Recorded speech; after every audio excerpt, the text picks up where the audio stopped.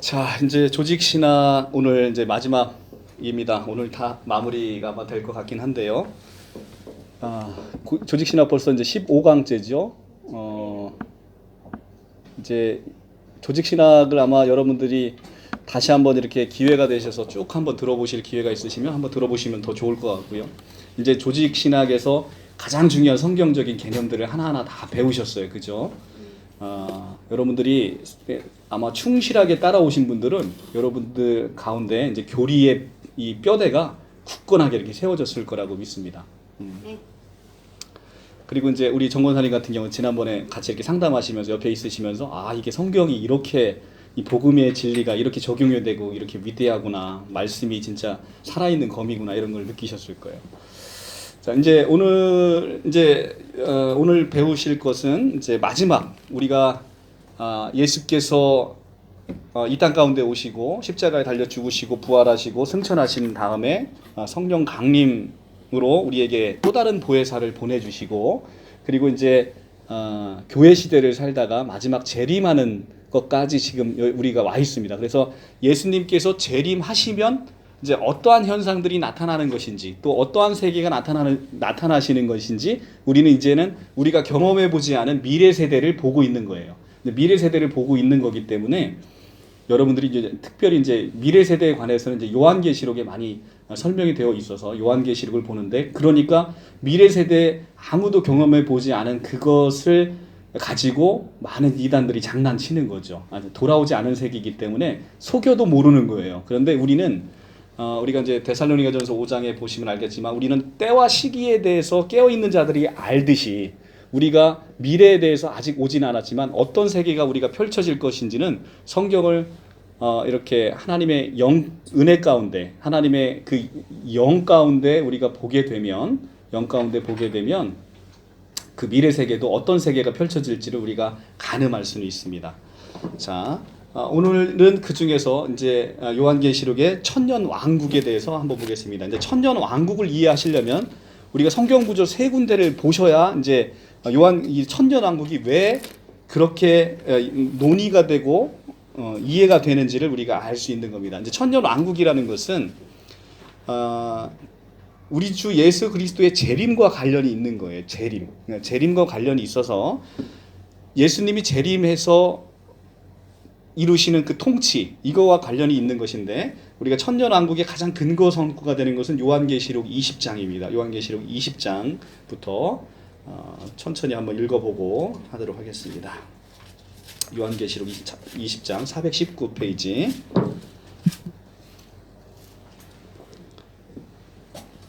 또 내가 보매 천사가 무저갱의 열쇠와 큰 쇠사슬을 그의 손에 가지고 하늘로부터 내려와서 용을 잡으니 곧 옛뱀이요 마귀요 사탄이라. 잡아서 1000년 동안 결박하고, 여기 1000년이 나옵니다. 1000년 동안 결박하고 무저갱에 던져 넣어 잠그고 그 위에 인봉하여 1000년이 차도록 다시는 만국을 미혹하지 못하게 하였는데 그 후에는 반드시 잠깐 노일이라.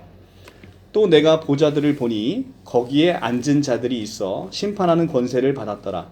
또 내가 보니 예수를 증언함과 하나님의 말씀 때문에 목배임을 당한 자들의 영혼들과 또 짐승과 그 우상에게 경배하지 아니하고 그들의 이마와 손에 표받지 아니하는 자들이 살아서 그리스도와 더불어 1000년 동안 왕노릇하니. 1000년 동안 왕노릇하니. 이것이 지금 얘기하고 있는 우리가 천년 왕국이라는 겁니다. 5절에 그 나머지 죽은 자들은 그 1000년이 차기까지 살지 못하더라. 이는 첫째 부활이라. 자, 그러니까 이 성경의 본문 내용을 보면 한 무리가 있는데 한 무리가 첫째 부활에 참여를 하고 그 나머지 죽은 자들은 1000년이 차기까지 살지 못하는 것이 있습니다. 이것이 이제 또 한 무리의 이제 부활인데 이 첫째 부활에 참여하는 자들은 복이 있고 거룩하도다. 둘째 사망이 그들을 다스리는 권세가 없고 도리어 그들이 하나님과 그리스도의 제사장이 되어 1000년 동안 그리스도와 더불어 왕노릇하리라. 아멘. 자, 이제 이 성경 구절이 있어요. 이 성경 구절에서 여러분들이 유심히 보셔야 될 게 부활이 첫째 부활과 둘째 부활로 나뉜다는 겁니다. 그죠? 첫째 부활과 둘째 부활, 그거를 이제 머릿속에 좀 기억해 두시고요. 자, 여기는 다시 올 겁니다. 표시해 두시고 데살로니가전서 4장으로 가겠습니다. 데살로니가전서 4장 13절부터 18절까지 332페이지. 형제들아, 자는 자들에 관하여는 너희가 알지 못함을 우리가 원하지 아니하노니 이는 소망이 없는 다른 이와 같이 슬퍼하지 않게 하려 함이라. 우리가 예수께서 죽으셨다 다시 살아나심을 믿을진대 이와 같이 예수 안에서 자는 자들도 하나님이 그와 함께 데리고 오시리라. 우리가 주의 말씀으로 너희에게 이것을 말하노니 주께서 강림하실 때까지 우리 살아남은 자도 자는 자보다 결코 앞서지 못하리라. 주께서 호령과 천사장의 소리와 하나님의 나팔 소리로 친히 하늘로부터 강림하시리니 그리스도 안에서 죽은 자들이 먼저 일어나고 그 후에 우리 살아남은 자들도 그들과 함께 구름 속에 끌어올려 공중에서 주를 영접하게 하시리니 그리하여 우리가 항상 주와 함께 있으리라. 그러므로 이러한 말에 서로 위로하라. 자, 여기도 이제 보시면 알겠지만 이제 예수께서 재림하셔 오실 때 호령과 천사장의 소리와 큰 나팔 소리로 하늘로부터 강림하시는데 그리스도 안에서 죽은 자들이 먼저 일어난다라고 얘기되어 있습니다. 여기서 이제 부활이 나오잖아요. 그죠? 부활이 나옵니다. 그리고 그 후에 우리 살아남은 자들도 그들과 그 죽은 자의 부활된 사람들과 함께 구름 속으로 끌어올려 공중에서 주를 영접하게 하시리니 이게 휴거예요. 휴거. 살아있는 사람들이 변화돼서 공중으로 끌어올려진다는 겁니다. 그래서 이 휴거가 있고 그리하여 우리가 항상 주와 함께 있으리라 이렇게 얘기를 합니다. 여기는 부활과 그 다음에 살아있는 자의 변화가 있어서 변화된 사람들이 휴거되는 모습이 데살로니가 전서에 나옵니다. 그죠? 자, 이 상황을 잘 머릿속에 그려 놓으시고요. 그 다음에 고린도전서 15장으로 갑니다. 15장 50절. 고린도전서 15장 50절로 가겠습니다. 15장 50절. 형제들아, 내가 이것을 말하노니 혈과 육은 하나님의 나라를 이어받을 수 없고 또 한 썩는 것은 썩지 아니할 것을 유업으로 받지 못하느니라. 보라, 내가 너희에게 비밀을 말하노니 우리가 다 잠잘 것이 아니요 마지막 나팔의 순식간에 호련히 다 변화되리니 나팔 소리가 나매 죽은 자들이 썩지 아니할 것으로 다시 살아나고 우리도 변화되리라.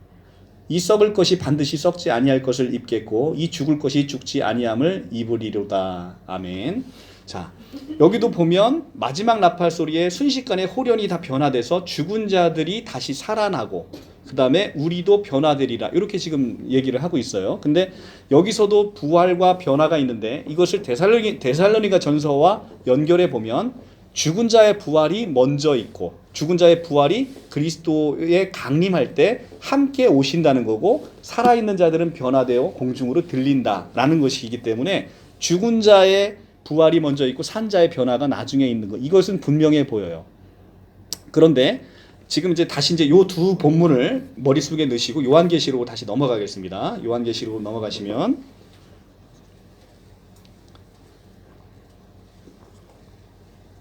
자, 이제 첫째 부활이 있고 둘째 부활이 있어요. 첫째 부활이 있고 둘째 부활이 있는데 여기서 이제 여러분들이 지난 시간에 배운 후천연설과 전천연설이 있고 오늘 배울 이제 세대주의 전천연설, 그 다음에 이제 무천연설이 이렇게 배울 건데요. 후천연설은 그냥 뭐 여러분들이 크게 이 견해에 동조하는 사람들은 많지 않으니까 그냥 가볍게 보시면 됩니다. 후천연설은 뭐냐면 천년 동안의 천년 왕국이 이 땅 가운데 있다는 거예요. 이 땅 가운데 있고 그리스도의 재림이 여기에 있다는 거예요. 그리스도의 재림이. 근데 이 천년 왕국은 천년은 후천년설과 전천년설과 세대주의 이 세 가지 견해는 이 천년을 기초적으로 문자적인 숫자 천년으로 이해를 해요. 그러니까 천년 동안은 실제로 천년이라는 우리 시간의 천년을 생각한다라고 생각을 하시면 됩니다. 무천년설을 빼놓고는. 그래서 천년 동안 왕국이 이루어지는데 이 왕국은 그리스도 재림 이전에 이루어진다는 거예요. 근데 그리스도 재림 이전에 이루어지는데 그러면 천년왕국이 지금 그리스도 재림 아직 이루어지지 않았잖아요. 그러니까 지금 이 시대가 천년왕국 시대라는 거예요. 천년왕국 시대인데 이 천년왕국은 앞으로 지금은 아직은 그리스도의 복음이 세계적으로 확장되지 않았지만 그리스도의 재림이 이루기 전까지 그리스도의 왕국이 크게 확장된다는 겁니다. 그러니까 기독교가 온 세계를 지배하는 그런 시대, 아주 평온한 시대, 그리고 그리스도의 왕 노릇하는 아주 평온한, 그러니까 복음의 확장으로 인해서 세상에 대한 굉장히 긍정적인 사고를 가지고 있는 견해예요. 그런데 이제 이 견해는 지난번에 보셨지만 성경하고 맞지 않는 여러 가지 문제점이 있어요. 여기 보시면 이렇게 성경은 이 시대 마지막에 긍정적으로 세상을 바라보지 않는다는 겁니다. 긍정적으로 세상을 바라보지 않고요. 전 세계가 점점 그리스도의 소유가 되어 가다가 그리스도 재림하실 때 대개 대부분의 사람들이 그리스도인이 될 것이라는 낙관론은 성경의 가르침과 종말적인 사상과는 일치하지 않다는 거죠. 마태복음 24장에 가시면 여러분들이 마지막에 그 급격한 변화, 그 대지진, 환란, 전쟁, 기근, 그 다음에 적그리스도의 등장, 이런 것들이 오히려 그리스도 재림의 징조로 나타나지 오히려 이렇게 평온한 세상이 징조로 나타나지 않는다는 거예요. 그렇죠? 그러니까 기본적인 성경의 마지막 때의 상황과는 이 후천연설은 상당히 좀 다른 측면이 있다. 그래서 수용하지 못하는 견해. 그 다음에 그럼 두 번째는 역사적 전천연설은 요한계시록 20장의 본문 해석에 굉장히 충실한 해석으로 보입니다. 왜냐하면 일단은 전천연설을 보겠습니다. 전천연설과 세대주의 전천연설은 그리스도의 재림이 먼저 있어진다는 거예요. 천년왕국 전에 그리스도의 재림이 있고 재림하신 그리스도와 함께 천년왕국이 이제 시작이 된다는 거예요. 천년왕국이 시작이 되는데 부활을 두 가지 부활로 나눠요. 첫째 부활, 지금 여기 성경에 나오죠? 이 첫째 부활과 둘째 부활로 나눕니다. 둘째 부활로 나눠서 첫째 부활은 의인의 부활, 그러니까 믿는 자의 부활입니다. 그 다음에 둘째 부활은 악인의 부활. 이렇게 나눕니다. 이것이 성경 본문의 요한계시록 20장에 굉장히 충실한 해석으로 보여요. 자, 보시면 20장 5절에 보시면 자, 1000년 동안 그리스도와 더불어 1000년 동안 왕 노릇하겠다라고 얘기를 하면서 5절에 그 나머지 죽은 자들은 그 1000년이 차기까지 살지 못하더니 이렇게 돼 있어서 두 죽은 무리가 있는데 한 무리는 첫째 부활에 참여를 하고 나머지 첫째 부활에 참여하지 못하는 자들은 둘째 부활 때 참여를 한다는 것이죠. 그래서 첫째 부활에 참여한 자들은 복이 있고 거룩하다. 둘째 사망이 그들을 다스리는 권세가 없고. 그러니까 사망도 두 번째죠. 사망도 두 개예요. 사망은 우리의 육신의 죽음이죠. 육신의 죽음, 첫째 사망. 그런데 두 번째 사망은 우리가 부활한 몸이 다시는 영벌에 처해지는 사망, 그러니까 불못 사망인 거예요. 두 번째 사망은 불못 사망인데 첫째 부활에 참여한 자는 복이 있다. 왜? 둘째 사망, 이 불못 사망의 사망이 그들을 다스리는 권세가 없고, 그러니까 심판받아서 불못 갈 일은 없다는 거예요. 첫째 사망에 참여한 자. 그러니까 첫째 부활 의인의 부활, 둘째 부활 악인의 부활. 이 악인의 부활은 어디 나오냐면 13절에 나와요. 13절에. 자, 13절 11절부터 읽어보면 또 내가 크고 흰 보좌 위에 그 위에 앉으신 이를 보니 땅과 하늘이 그 앞에 피하여 간데 없더라. 또 내가 보니 죽은 자들이 큰 자나 작은 자나 그 보좌 앞에 있는데 책들이 펴져 있고 또 다른 책이 펴졌으니 곧 생명책이라. 그러니까 책은 책들이 있고 책 단수로 되어 있는 책이 있는데 이것이 생명책이 하나 있다는 거예요. 그러니까 책들이 있고 책이 있는 겁니다. 그 단수인 책이 생명책이고, 즉 자기들이 자기 행위에 따라 책들에 기록된 대로 심판을 받으리. 그러니까 생명책에 기록되신 분들은 생명책에 기록됨으로 말미암아 의의 심판, 상급의 심판을 받는 것이고, 생명책에 기록되지 못한 자들은 이 책들에 따라서 행위에 따라 심판을 받는다. 이런 얘기를 하고 있는 거예요. 자, 그래서 13절에 바다가 그 가운데서 죽은 자들을 내어주고 또 사망과 음부도 그 가운데서 죽은 자들을 내어주매 각 사람들이 자기 행위대로 심판을 받고 사망과 음부도 불못에 던져지니 이것이 둘째 사망 곧 불못이라. 둘째 사망 나오죠. 불못. 그런데 내어주고 심판을 받을 때 일어나는 이 부활, 이 13절에 자기 행위대로 심판을 받고라고 하면서 죽은 자들 내어준대잖아요. 죽은 자들 내어주면서 일어나는 그 부활이 바로 이 둘째 부활, 악인의 부활으로 보는 거예요. 그러니까 의인의 부활은 전천전설에 의하면 의인의 부활은 언제 일어나냐면 재림 때 그리스도와 함께 부활해서 같이 함께 온다는 거예요. 함께 와서 그리스도와 함께 1000년 동안 왕노릇하고 천년 왕국이 끝나면 악인이 부활해서 악인이 부활. 그러면 이제 악인 부활하면 죽은 자는 다 부활하는 거죠. 의인의 부활은 첫째 부활, 두 번째는 악인의 부활. 그래서 여기서 의인과 악인이 이제 다 부활했단 말이에요. 의인도 부활, 악인도 부활. 그래서 의인은 생명책에 따라서 상급의 심판으로 가고 악인은 행위에 따라서 심판을 받아서 둘째 사망 불못으로 이제 처해지는 거예요. 요것이 이제 역사적 전천전설. 굉장히 요한계시록의 해석 20장하고 상당히 부합하죠. 그죠? 이렇게 보면. 자, 근데 이렇게 보면 상당히 부합해서 이 견해를 실제 취하는 신학자들이 상당히 많이 있습니다. 자, 그러면 이제 오늘 여기까지 지난 시간에 한 거고, 세대주의 전천전설은 기본적으로는 전천전설하고 이 프레임은 같아요. 다만 재림에 있어서 전천전설은 재림은 한 번에 이루어진다라고 보고, 무천전설도 다 한 번에 이루어지는데 유일하게 세대주의 전천전설만 재림이 두 단계로 나뉜다는 거예요. 하나는 공중재림, 또 하나는 지상재림. 두 개로 나뉘는 거예요. 이거의 근거 성구가 아까 읽었던 데살로니가전서 4장이에요. 데살로니가전서 4장에 공중에서 강림하셔서 지상에서 변화된 성도들이 휴거된다라고 하잖아요. 그래서 공중까지만 재림한다. 공중까지만 재림하셔서 죽은 자의 부활이 함께 데리고 오는데, 지상에서 자기 백성이 변화돼서 승천함으로 휴거된 상태에서 7년 대환란이 일어난다는 거예요. 7년 대환란.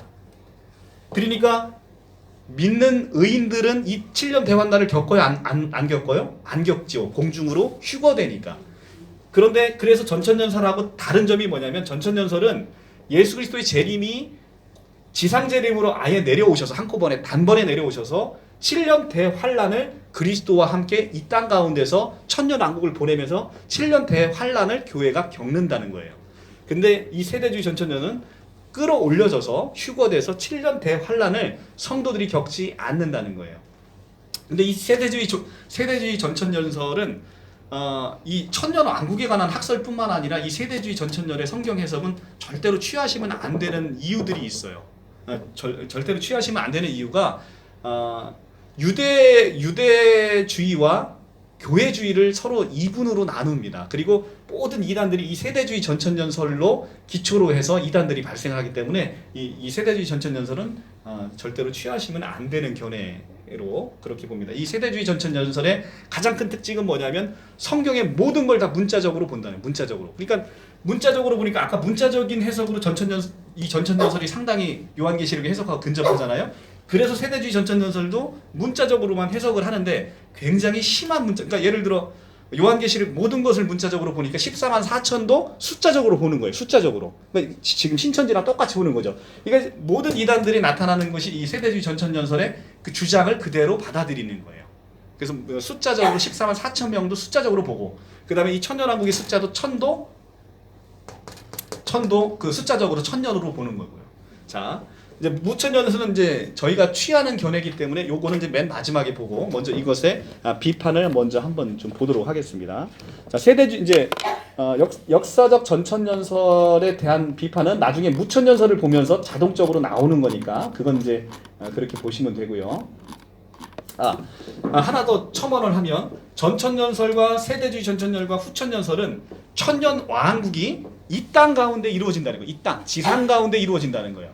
그런데 우리 무천년설은 지상 가운데 이루어지는 게 아니라 이 천년 왕국은 지금 예수 그리스도의 와 함께 지금 하늘에서 이루어지는 왕국을 얘기하는 것이지 이 땅 가운데 이루어지는 천년 왕국을 얘기하고 있지 않다는 게 이제 무천년설의 견해입니다.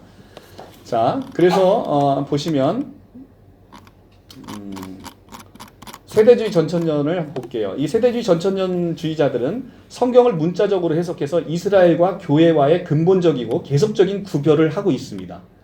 그러니까 여러분도 그걸 들어보셨죠? Back to the 예루살렘이라고 해서 예루살렘을 회복시켜야 된다는 거예요. 예루살렘을. 그래야 예루살렘을 회복시켜야 모든 세상 끝날이 온다라고 하고 있기 때문에 Back to the 예루살렘도 세대주의 전천년설의 그 견해를 취하고 있는 거예요. 이스라엘과 교회와의 근본적인 구별을 짓고 세대주의자들은 인류 세대에 걸쳐 하나님께서 두 개의 특별한 목적을 추구하고 계시다고 믿습니다. 하나는 지상적인 백성들, 그 다음에 지상적인 목적들과 관련된 것으로 유대주의에 관한 것이며 또 하나는 천상의 백성들, 그러니까 유대주의 백성과 교회 백성 이원화를 시키는 거예요. 그래서 나중에 교회로 이루어진 이 백성들은 하늘로 가서 하늘에서 통치를 하는 거고 지상에는 유대인들이 이 지상에 왕노릇하면서 지상에서 통치를 한다는 거예요. 그래서 이원화시킵니다. 이 세대주의는. 그래서 이원화시켜서 구약의 선지자들의 메시아의 날에 다윗 왕국의 영광스러운 재건이 이루어질 것을 예언하였고, 이게 어디서 예언되었죠? 지난번 성경 다 찾아봤죠? 사무엘하 7장에서 보면 다윗 왕국을 예언하시고 다윗 왕국이 영원할 것이다 이렇게 언약을 줬는데 그 다윗 왕국을 혈통적 이스라엘 다윗 왕국으로 이해한다는 거예요. 그래서 메시아의 다윗 왕국이 이루어질 것이고 그리스도가 이 땅에 계실 때 그는 자기 당시의 유대인들에게 하늘 왕국을 제시하셨다. 그러나 유대인들이 이 왕국을 거절하고 배척을 했지요. 그러므로 왕국의 건립은 천년기 때까지 예수님 때 이루어지지 않고 천년기 때까지 미루어졌다. 이렇게 보는 겁니다. 그러는 동안에 유대인들과 이방인들 가운데 불러낸 사람들로 교회를 세우셨고 하지만 이 복음은 사람들의 대규모로 회심시키는데 충분하지 못했다는 것을 입증하게 될 것이다. 그래서 마침내 그리스도께서 공중으로 다시 오셔서 이제 공중 강림이라고 합니다. 이걸 두 단계로 나뉜다 그랬죠. 재림이 강림과 그 지상 재림으로 모든 죽은 성도들을 부활시키고 그들을 끌어올려서 어린 양의 혼인 잔치를 하늘에서 여신다는 게 공중까지만 재림을 해서 그때 땅에는 7년 대환난이 있을 것이고 즉 교회는 휴거돼서 환난을 피하게 된다는 거죠. 그래서 땅의 왕과 짐승들이 군대들과 거짓 선지자들이 함께 모여 하나님의 백성에게 대항하는 아마게돈 전쟁이 시작이 된다는 겁니다. 아마게돈 전쟁이 계시록 16장 16절에 보면 아마게돈 전쟁이 있어요. 저것도 히터 좀 잘 꺼주실까요? 덥네요. 그래서 이 시기에 이스라엘이 회심하여 성지로 돌아갈 것입니다. 그리고 7년 대환난이 시작이 끝나면 그리스도께서 땅으로 내려오셔서 민족을 심판하십니다. 이게 이제 두 번째 재림. 이때 양과 염소를 분리되고 사단이 1000년 동안 결박되고, 자, 아까 사탄이 결박되는 게 계시록 20장 3절에서 나타났죠. 그죠? 계시록 20장 3절에 요 얘기를 하는 거예요. 사탄이 1000년 동안 결박되고 적그리스도가 멸망되고 천년 왕국이 이제는 시작이 된다는 겁니다. 이제 이렇게 수립된 왕국이 세계 전역의 대행 통치권을 지닌 유대인들의 왕국이 된다는 거예요. 그리스도와 그분의 성도들이 예루살렘에서 다스리고 성전과 성전의 제사 예배가 회복이 된답니다. 세상은 이제 빠른 속도로 회심을 하고 왜냐하면 재림하셨으니까 예수께서 재림하니까 빠른 속도로 회심을 하고 천년 왕국이 끝난 뒤에는 사탄과 그 군대에 대해서 마지막 최후의 전투인 곡과 마곡의 전투, 이게 계시록 20장 8절에 나옵니다. 곡과 마곡의 전투를 벌여서 그 뒤에 사탄이 완전히 패해서 무저경에 던져진다는 겁니다. 그 뒤에는 불신자의 부활이 있고, 이게 이제 아까 두 번째 부활, 불신자의 부활이 있고 흰 보좌에서 최후의 심판이 시작이 됩니다. 이게 계시록 20장 11절부터 지금 읽었던 성경 구절이죠. 그래서 교회는 하늘에 옮겨지고 이스라엘은 영원히 땅에 남는다는 거죠. 그래서 이원화되는 거예요. 이원화. 자, 비판을 보면 하나님께서 이스라엘과 교회에 대한 서로 다른 분리 계획을 갖고 있다는 것은 비성경적이라는 거예요. 그래서 신약 성경은 교회와 참 이스라엘을 동일시하고 있습니다. 그러니까 원래부터 참 이스라엘이라는 것은 결국 이스라엘의 아브라함의 후손은 결국은 혈연적인 후손이 아니라, 그렇죠? 혈통적 혈연적 후손이 아니라 약속의 자녀로 새로 난 그것을 참 이스라엘이라고 한다는 거예요. 우리가 한번 성경을 보고 가겠습니다. 로마서 9장 5절 볼게요. 로마서를 보시니까 로마서 2장부터 한번 보겠습니다. 로마서 2장. 로마서 2장부터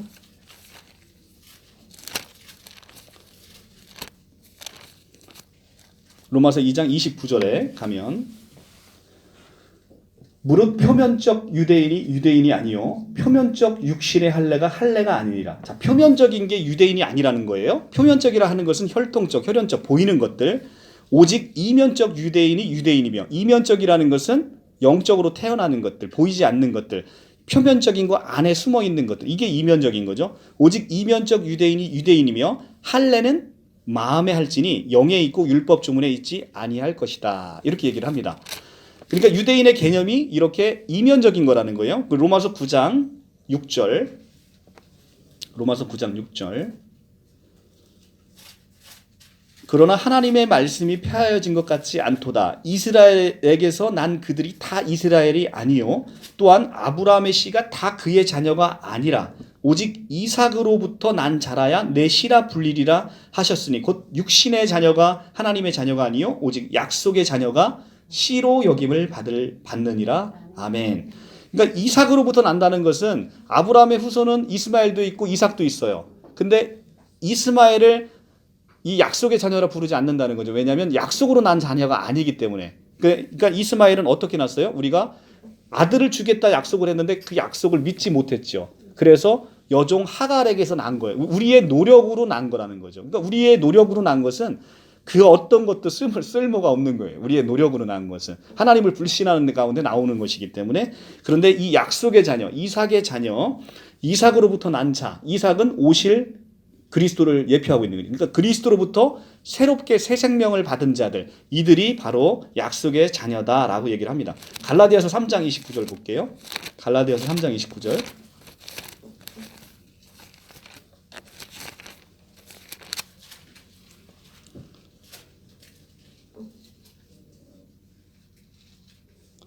(27절부터) 누구든지 그리스도와 합하기 위하여 세례를 받은 자는 그리스도로 옷 입었느니라. 너희는 유대인이나 헬라인이나 종이나 자유인이나 남자나 여자나 다 그리스도 예수 안에서 하나이니라.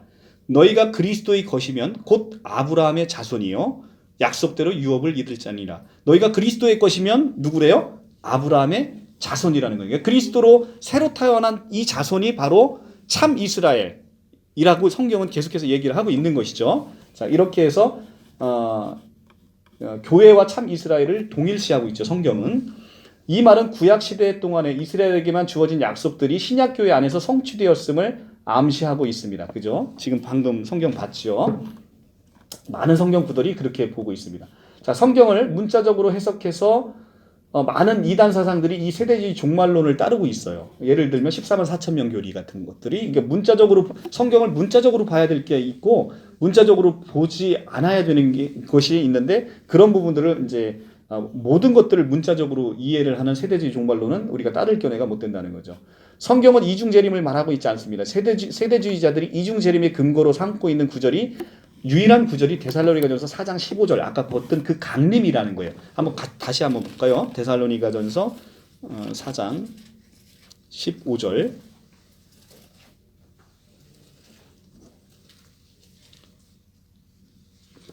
거기 보면 15절에 보면 우리가 주의 말씀으로 너희에게 이것을 말하노니 주께서 강림하실 그 강림하실 때에 우리 살아남아 있는 자보다 살아있는 자도 자는 자보다 결코 앞서지 못하리니 하면서 그 뒤 17절에 이제 그 휴거가 오는 건데요. 여기서의 이 강림이라는 것은 파루시아라는 헬라어 단어를 써요. 그런데 이 같은 단어가 바로 옆정에 보면 3장 13절에 보면 너희 마음을 굳건하게 하시고 우리 주 예수 그리스도께서 그의 모든 성도와 함께 강림하실 때에 하나님 우리 아버지 앞에서 거룩함에 흠이 없게 하시기를 원하노라 할 때 강림이 또 나오잖아요. 이 강림하고 헬라어 원어 단어를 두 개를 같이 써요. 같이 쓰는데 세대주의자들도 이 3장 13절의 강림은 여기서 공중 재림하는 이 강림이 아니라 이 지상에 내려온 이 강림을 얘기한다라고 얘기를 합니다. 이 3장 13절의 이 강림은 그렇기 때문에 4장 15절의 강림이 같은 단어를 쓰고 있기 때문에 이것은 지상 강림을 보는 근거 규정이 되는 것이지 오히려 공중에서 이중으로 재림한다라는 근거 규정이 될 수 없다는 거예요. 데살로니가 후서 2장 8절의 강림도 있는데 이것도 파르시아라는 단어를 쓰는데 이것도 역시 세대주의자들에 의하더라도 두 번째의 지상 재림을 얘기하고 있기 때문에 4장 15절이 성경적 근거가 되지는 않는다는 겁니다. 대환란을 묘사하고 있는 신약의 구절들은 교회가 환란을 시작되기 전에 땅에서 들림 받아서 환란을 피할 것이다 이렇게 가르치고 있지 않다는 거예요. 마태복음 24장에 보면 너희에게 이렇게 대환란이 올 것이니까 미리 깨어 준비하라라고 얘기를 하고 있다는 얘기죠. 그러니까 너희가 들려서 이 환란을 피할 것이다라고 얘기를 하고 있지 않다는 거예요. 오히려 교회가 환란에 넘겨주겠고라고 마태복음 24장 9절에 보면 오히려 교회가 환란에 넘겨진다라는 성구가 있어요. 한번 볼까요? 마태복음 24장 9절. 마태복음 24장 9절에 보시면 그때 사람들이 너희를 환란에 넘겨주겠으며 너희를 죽이리니 너희가 내 이름 때문에 모든 민족의 미움을 받으리라 이렇게 되어 있죠. 그러니까 교회가 기본적으로 환란을 통과한다는 거예요? 통과하지 않는다는 거예요? 통과한다는 내용으로 읽히죠. 문헌의 의미가. 그래서 환란을 피해간다라는 세대주의 전천년은 성경적인 근거가 없다. 더군다나 교회의 휴거는 대환란 이후에 오는 것으로 묘사를 하고 있다는 겁니다. 자, 세대주의 전천년설에 그러니까 휴거를 얘기하는 자들이 전부 다 이단 시대예요. 근데 왜냐하면 휴거를 얘기하는 자들이 이단 시대는 이유는 이 세대주의 전천년 때문에 그런 거예요. 근데 휴거는 성경에 의하면 휴거는 있다는 거예요. 예수님이 오실 때 우리 휴거는 있는데 다만 그것이 세대주의 전천년이 워낙 이 이중재림을 얘기하면서 휴거를 얘기하니까 다른 사람들이 휴거 얘기만 나오면 저는 이단이야. 이렇게 정죄되는 거예요. 지금 그 구조를 알겠죠? 그런데 마태복음에서 보면 그러니까 휴거가 이 역사적 전천년설에 의하면 휴거는 언제 나타나면 이 마지막 대환란 때 이루어진다는 것인데 세대주의 전천년은 이 초기에 예수님이 오자마자 이루어진다는 거예요. 그래서 마태복음 24장 29절에서 41절을 보면 29장에 보면 그날 환란 후에 즉시 해가 마태복음 24장 29절입니다. 해가 어두워지며 달이 빛을 내지 아니하며 별들이 하늘에서 떨어지며 하늘의 권능들이 흔들리리라. 그때 인자의 정조가 하늘에서 보이겠고 그때 땅의 모든 족속들이 통곡하며 그들이 인자가 구름을 타고 능력과 큰 영광으로 다시 오는 것을 보리라. 그가 큰 나팔 소리와 함께 천사들을 보내리니 그들이 그의 택하신 자들을 하늘 이 끝에서 저 끝까지 사방에서 모으리라. 이렇게 되어 있습니다. 그래서 여기서 보면 교회의 휴거는 대환란 후에, 그러니까 해가 어두워지고 달이 빛을 내지 않고 별들이 흔들리고 땅에 흔들리는 권능, 이것은 이제 대환란을 얘기하는 거예요. 하늘의 모든 것들이 다 쏟아져 내리고 모든 것들의 그 혼란한 것을 교회 이제 대환란 후이라고 하는데 이 대환란 후에 교회의 휴거가 나타난다라고 얘기를 하고 있다는 겁니다. 휴거를 묘사하고 있는 중요한 성경 구절이 이제 아까 봤던 데살로니가전서 4장 16절에서 17절인데 이 16절, 17절도 이중재림을 말하고 있지는 않습니다. 한번 자세히 볼까요? 이게 이중재림을 얘기하고 있는지. 데살로니가전서 4장 16절을 다시 가면요. 언뜻 보면 이게 이중재림으로 얘기하는 것 같아요. 그런데 이중재림을 얘기하는 게 아니라 자, 그리스도 안에서 죽은 자들이 먼저 일어나고 그 후에 우리 살아남은 자들도 그들과 함께 구름 속에 끌어올려 공중에서 주를 영접하시리니 그리하여 우리가 항상 주와 함께 있으리라. 아멘. 이렇게 되어 있습니다. 그냥 죽은 자들이 먼저 일어났고 그들이 강림하는데 함께 동행하고 살아있는 자가 끌어올려져서 영원히 그리스도와 함께 항상 주와 함께 있다라는 얘기를 하지 7년 동안 공중에 머물러 있다 다시 지상으로 내려온다라는 표현은 전혀 없어요. 그죠? 그래서 이 구절에서도 분명한 것은 주님의 재림 시에 주 안에서 죽은 자들의 일으킴을 받는다는 사실, 그리고 살아있는 모든 자들이 변화돼서 영화롭게 된다는 사실, 이 두 가지 사실이 나타나는 것이지, 그 공중에 들린 채로 7년 동안 공중에 있어서 대환란을 피한다, 이런 얘기가 있는 게 아니란 말이죠. 그래서 영광 중에 그리스도와 함께 영원히 하나 된다는 것일 뿐 하늘에서 7년간 함께 지내다 내려온다라는 말씀으로 이해되지 않는다는 거예요. 세대주의자들은 하나님의 백성은 하나님의 진노의 대상이 될 수 없기 때문에 환란 때에 땅에 있을 수 없다. 뭐 얘기는 말은 참 아주 그럴듯해죠, 그죠? 좋은 얘기를 갖다 붙이니까. 그런데 성경을 보면 애굽에 10가지 재앙을 내렸을 때 하나님의 백성은 땅에 살아 있었어요, 그죠? 땅에 살아 있어서 그 재앙을 그러니까 땅에 있었고 재앙이 이루어졌는데 하나님이 거기다 인치신 거죠. 하나님이 그 어린 양의 피를 발라서 첫 잔자의 심판에서도 유월하게 하시고 그렇게 되어 있어요. 근데 계시록도 보면 그런 구조로 되어 있습니다. 계시록 7장 3절을 한번 볼까요? 7장 3절에 요한계시록 7장 3절.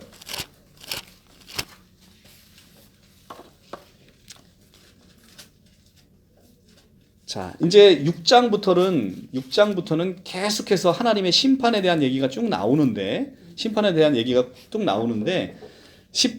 17절에 가면 그들의 진노의 큰 날이 이르렀으니 누가 능히 서리요 하더라. 그러니까 진노가 너무 크니까 누가 그 안에서 이 진노를 버티고 설 수 있겠는가라고 하더라는 거예요. 근데 7장 1절에 보면 이 일 후에 내가 내 천사가 땅 내 모퉁이를 선 것을 보니 땅의 사방의 바람을 붙잡아 바람으로 하여금 땅에나 바다에나 각종 나무에 불지 못하게 하더라. 또 봄에 다른 천사가 살아계신 하나님의 인을 가지고 해돋는 데로부터 올라와서 땅과 바다를 해롭게 할 권세를 받은 네 천사를 향하여 큰 소리로 외쳐. 자, 이 상황은 어떤 상황이냐면 이런 거예요. 모든 땅과 바다를 해롭게 할 권세를 가진 네 천사가 있었는데 이 네 천사가 이제 막 심판을 하려고 하니까 다른 천사가 하나 나타나서 소리를 지르는 거예요. 3절에 이르되 우리가 우리 하나님의 종들의 이마에 인치기까지 땅이나 바다나 나무들을 해하지 말라 하더라.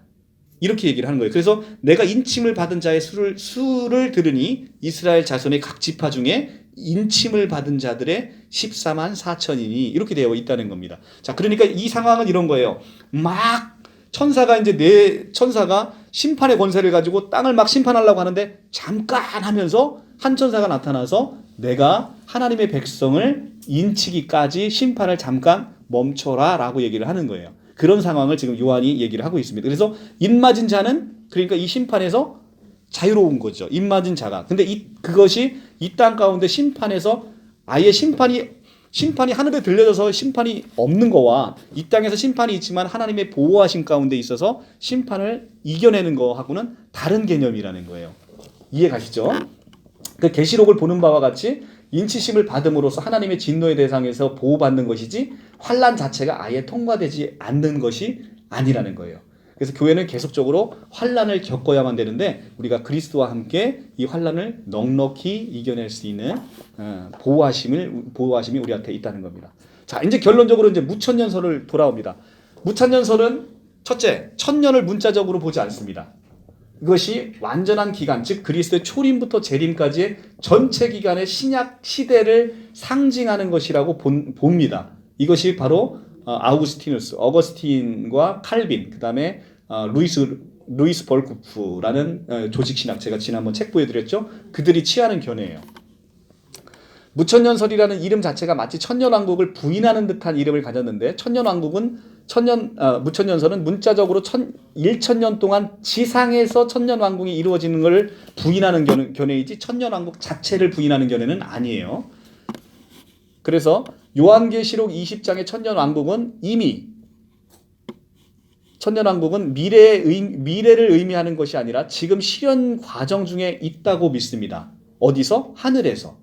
그래서 즉 이 무천년론자들은 요한계시록 20장 4절에서 6절에 언급된 천년기를 이미 죽은 자들의 영혼들이, 이 죽은 자는 믿는 신자를 얘기하는 거죠.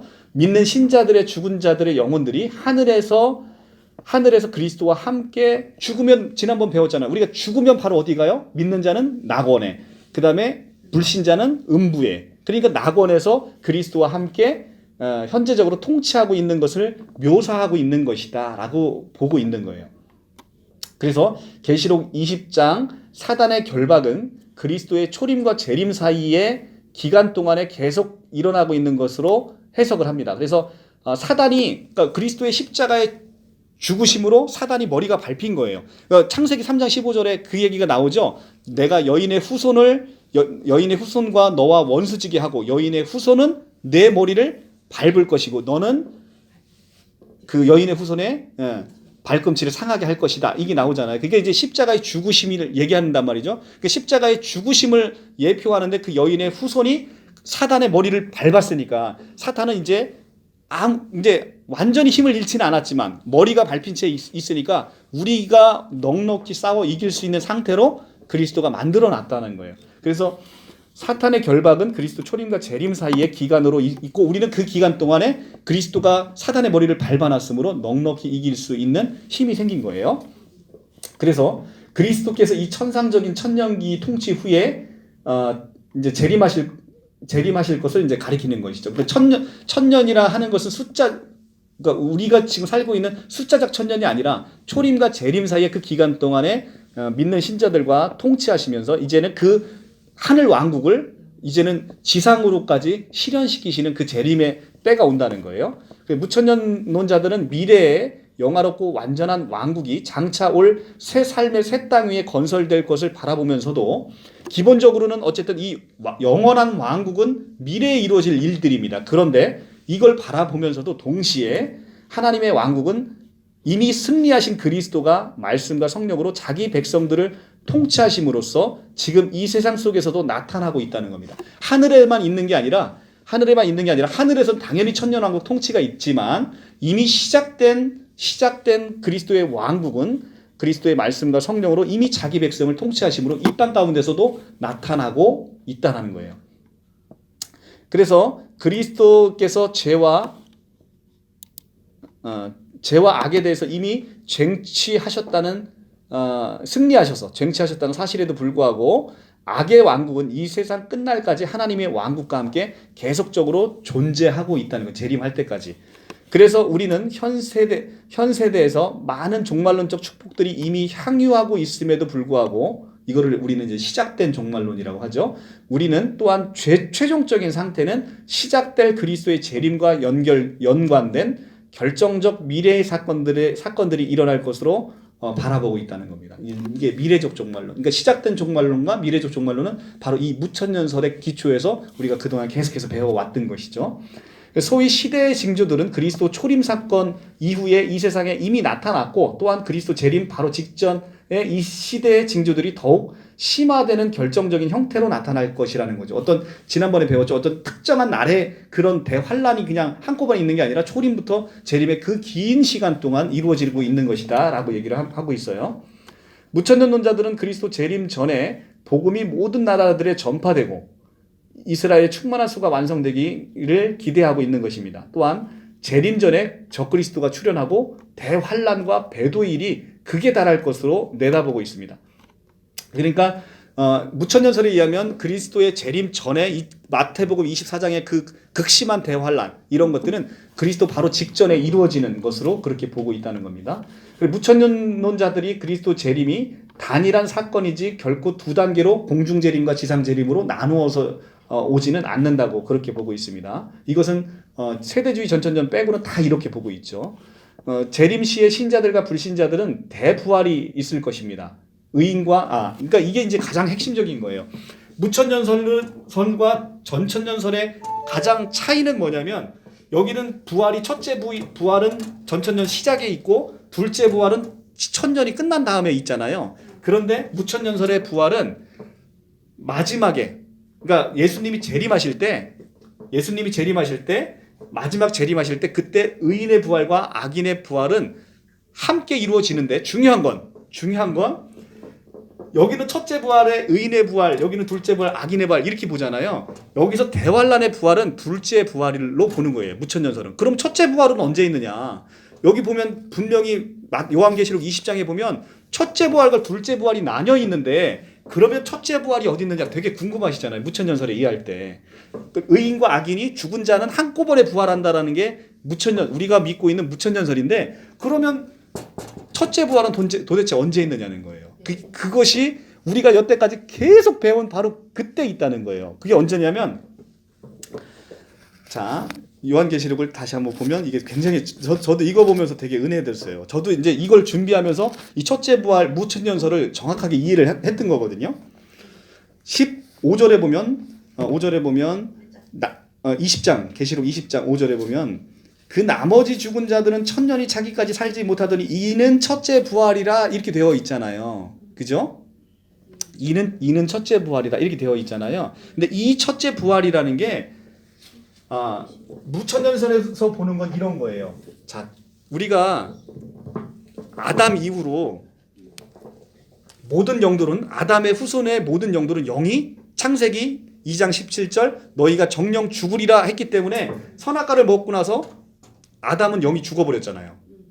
그리고 영이 죽어서 모든 아담의 후손들은 영이 다 죽은 거예요. 그러니까 영이 다 죽어버렸기 때문에 이 죽은 영으로서는 하나님과 교제할 수가 없잖아요. 근데 이 죽은 영을 누가 부활시켰어요?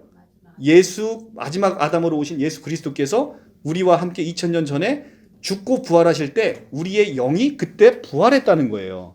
우리 태어나지도 않은 우리 영이 그때 그리스도와 함께 십자가에 달려 부활할 때 그때 부활했는데 이 첫째 부활이라는 게 바로 그때 참여한 자들의 부활. 이것이 첫째 부활이라는 거예요. 그러니까 우리가 지금 살아있잖아요. 살아있는데 우리 안에는 영원한 생명이 있고 영원한 생명이 있단 말이에요. 영원한 생명이 있고 영이 살아났다는 거죠. 영이 살아난 그 부활이 바로 첫째 부활이다 라는 얘기를 하고 있는 겁니다. 그래서 그리스도께서 마지막 아담으로 오셔서 아담을 끝냈으니까 이제 우리는 더 이상 아담이 아니잖아요. 아담이 아니기 때문에 아담이 아닌 우리로 인해서 새롭게 시작되는 새 창조. 그래서 마태복음 1장 1절이 그래서 계보로 시작이 되는 거잖아요. 그죠?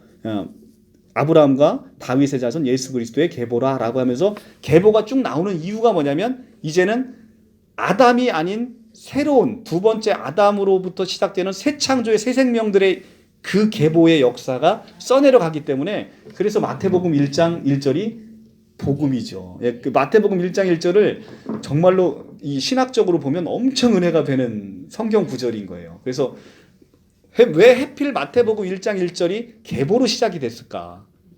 그것은 예수 그리스도로 인한 새로운 역사라는 거죠.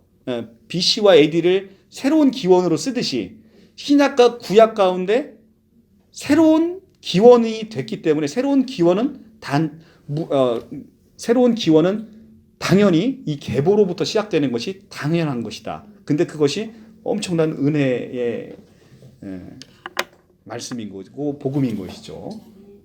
그래서 의인과 악인의 첫째 부활은 그러니까 이미 2000년 전에 이루어진 그 잔치에 참여한 자 그 사람들이 복이 있다는 거예요. 왜냐하면 이들은 이미 부활할 때 새 생명으로 부활했기 때문에 새 생명으로 부활한 자는 다시는 둘째 사망의 해를 입지 않기 때문에 그러니까 우리는 죽어도 우리가 죽을 때 설레이는 이유가 뭐예요? 우리는 이 불못 사망에 들어갈 일이 전혀 없기 때문에 누구든지 그리스도 안에 있는 자에게는 결코 정죄함이 없느니라 이렇게 얘기를 했기 때문에 그래서 우리는 그리스도의 이 생명을 소유하고 첫째 부활에 이미 참여한 자라는 거예요. 예, 그것이 이제 이 무천년설의 견해입니다. 저도 이제 이 첫째 부활을 그렇게 이해하면서 엄청 은혜를 받아 이걸 준비하면서 부활 사건 후에 그때까지 살아있던 신자들은 만약에 이제 재림 때가 오시면 그때까지 살아있는 신자들은 반드시 변화돼서 변화받은 몸이 되어 영화롭게 될 것이고 이때에 이 두 그룹을 즉 부활한 신자와 변화된 신자들이 구름 속에 끌어올려서 그리스도를 만나기 위해서 공중으로 들려 올려 갈 것이에요. 그러니까 휴거라는 것은 이 무천년설에 있어서도 반드시 있는 거예요. 그런데 이제 그 시기가 이제 그리스도의 재림 하시면서 이루어진다는 것이죠.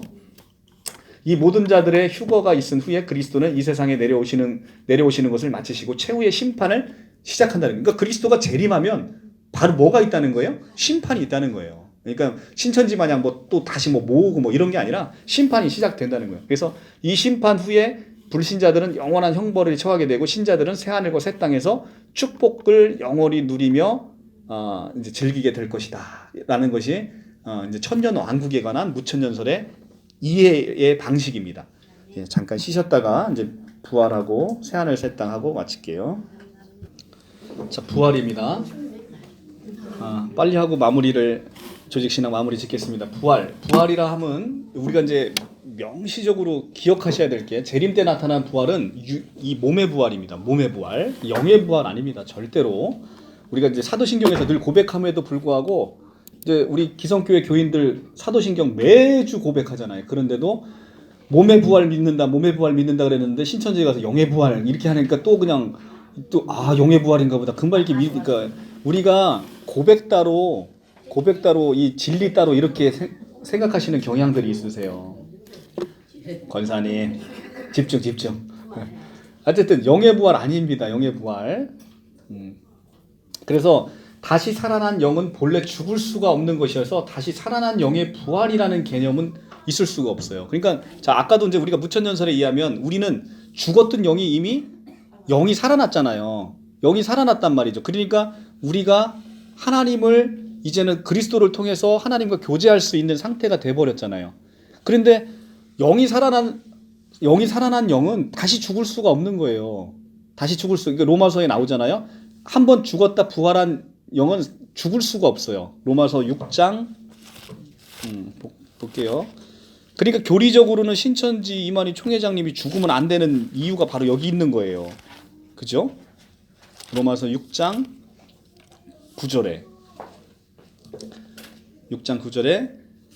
이는 그리스도께서 죽은 자 가운데서 살아나셨음에 다시 죽지 아니하시고 사망이 다시 그를 주장하지 못할 줄 알미로다. 자, 그러니까요. 그리스도께서 죽은 자 가운데 살아나셨음에 다시는 죽음이 이제 주장하지 못하는 거예요. 그러니까 우리는 영이 살아났기 때문에 이제 우리가 영이 다시 죽을 수가 없어요. 그러니까 영의 부활이라는 개념은 있을 수가 없는 거예요. 이미 살아났는데 무슨 부활이라는 개념 자체가 죽었다가 살아나는 게 부활이잖아요. 그죠? 그러니까 우리가 남아있는 건 몸의 죽음밖에 남아있지 않다고. 살아나는 것도 몸이 살아나는 거지 영이 살아나는 게 아니다. 뭐가 이렇게 자꾸 울리죠 이게 마이크가 오늘따라. 자, 성경은 하나님께서 인간을 육체와 영혼으로 창조하셨기에 그리스도께서 죽은 자들로부터 일어나셨기 때문에 그리스도께 속한 모든 자들도 영화로운 육체로 부활할 것이다 라는 겁니다. 부활은 전천년자들에 의하면 신자는 천년기 시작할 즈음에 일어나고 불신자의 부활은 천년기 끝날 무렵에 일어나지만 무천년설에 의하면 무천년설은 이미 그리스도와 함께 십자가상에서 첫째 부활이 있고 다시 나중에 악인의 부활이 대환란 때 믿는 자의 그 몸의 부활과 함께 다 일어난다는 거죠. 성경은 불신자나 신자의 부활이 모두 동시에 일어난다고 보는 것이 보다 성경적이라는 겁니다. 다니엘서 12장 2절이 보면 이 두 그룹의 부활이 긴 시간적 간격으로 분리될 것으로 그렇게 말하고 있지 않다는 거예요. 요한복음 5장 28절 29절도 마찬가지죠. 요거는 시간이 없어서 제가 못 찾아보고요. 이 부활이 긴 시간적 간격을 두고 그렇게 있지 않다는 겁니다. 계시록 20장 4절의 첫째 부활은 영원히 사는 것을 말하고 이는 그리스도 부활 시 주 안에서 택함 받은 자들에게 함께 일어난 사건이었다는 거죠. 그죠? 아까 이제 말씀드린 그걸 얘기하는 거예요. 그래서 첫째 부활은 이미 시작됐고 둘째 부활은 재림 시에 있을 몸의 부활을 말한다는 거죠. 예, 그러니까 그래서 이제 여러분들은 명확하게 이제 아실 수 있어요.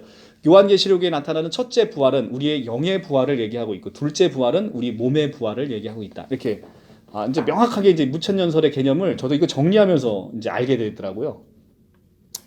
요한복음 5장 25절 죽은 자들이 하나님의 음성을 들을 때가 오나니 곧 이때라. 이때는 언제요? 예수님 말씀하신 그때다. 듣는 자는 살아나리라 라고 얘기를 하는데 이 요한복음 5장 25절의 말씀도 이 첫째 부활, 영적인 부활을 얘기하고 있는 거예요. 그러니까 이때라는 것은 예수님이 말씀하신 그때 살아난다는 거예요. 그죠? 근데 예수님께서 바로 그때 십자가 죽고 부활하시면 그때를 얘기한단 말이죠. 이것이 바로 영적인 부활을 얘기한다는 거죠. 그래서 우리의 첫째 영적인 부활은 죽어서가 아니라 그리스도 부활 때 이미 발생했고 구원받은 현재 이미 이루어졌다는 거죠. 그래서 이제 모든 것들이 다 과거로 표시되는 이유가 바로 그거예요. 그러니까 요한복음 5장 24절에 내가 진실로 진실로 너에게 이르노니 내 말을 듣고 나 보내신 이를 믿는 자는 영생을 얻었고 심판에 이르지 아니하나니 사망에서 생명으로 옮겼느니라. 이렇게 전부 다 과거형으로 표시되는 이유가 바로 그런 거예요. 그죠? 사도 요한이 과거형으로 이걸 다 표시하는 이유는 이미 우리의 영적인 부활 이루어졌고 사망에서 생명으로 옮겨진 사건이 이미 이루어졌다는 거죠. 그러니까 구원을 받아놓고 구원받을 기라고 계속해서 쫓아다니는 사람들이 이제 너무 불쌍한 거죠. 따라서 계시록 20장 4절의 말씀은 의인과 악인의 부활이 분리되어 일어난다는 근거 규정이 될 수 없다는 겁니다. 그렇죠? 그러니까 계시록 20장 4절 의인과 악인의 부활이 분리돼서 일어난다는 이 학설이 어떤 학설이에요? 전천연설이죠. 그죠? 전천연설. 언뜻 보면 성경적 근거가 있는 것 같은데 또 깊이 또 영적인 것으로 보면 무천연설이 보다 더 타당하게 보인다는 거죠.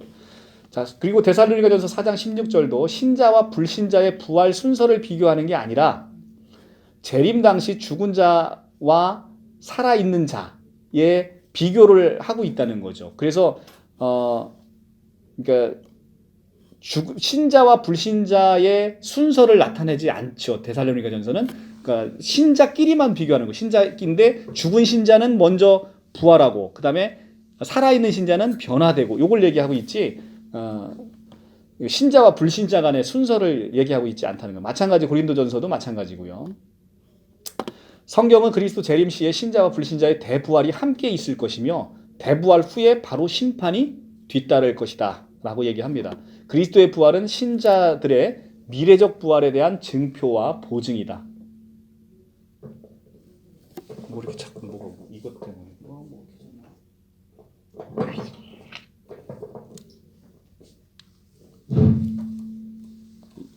이걸로 한번 해볼까요?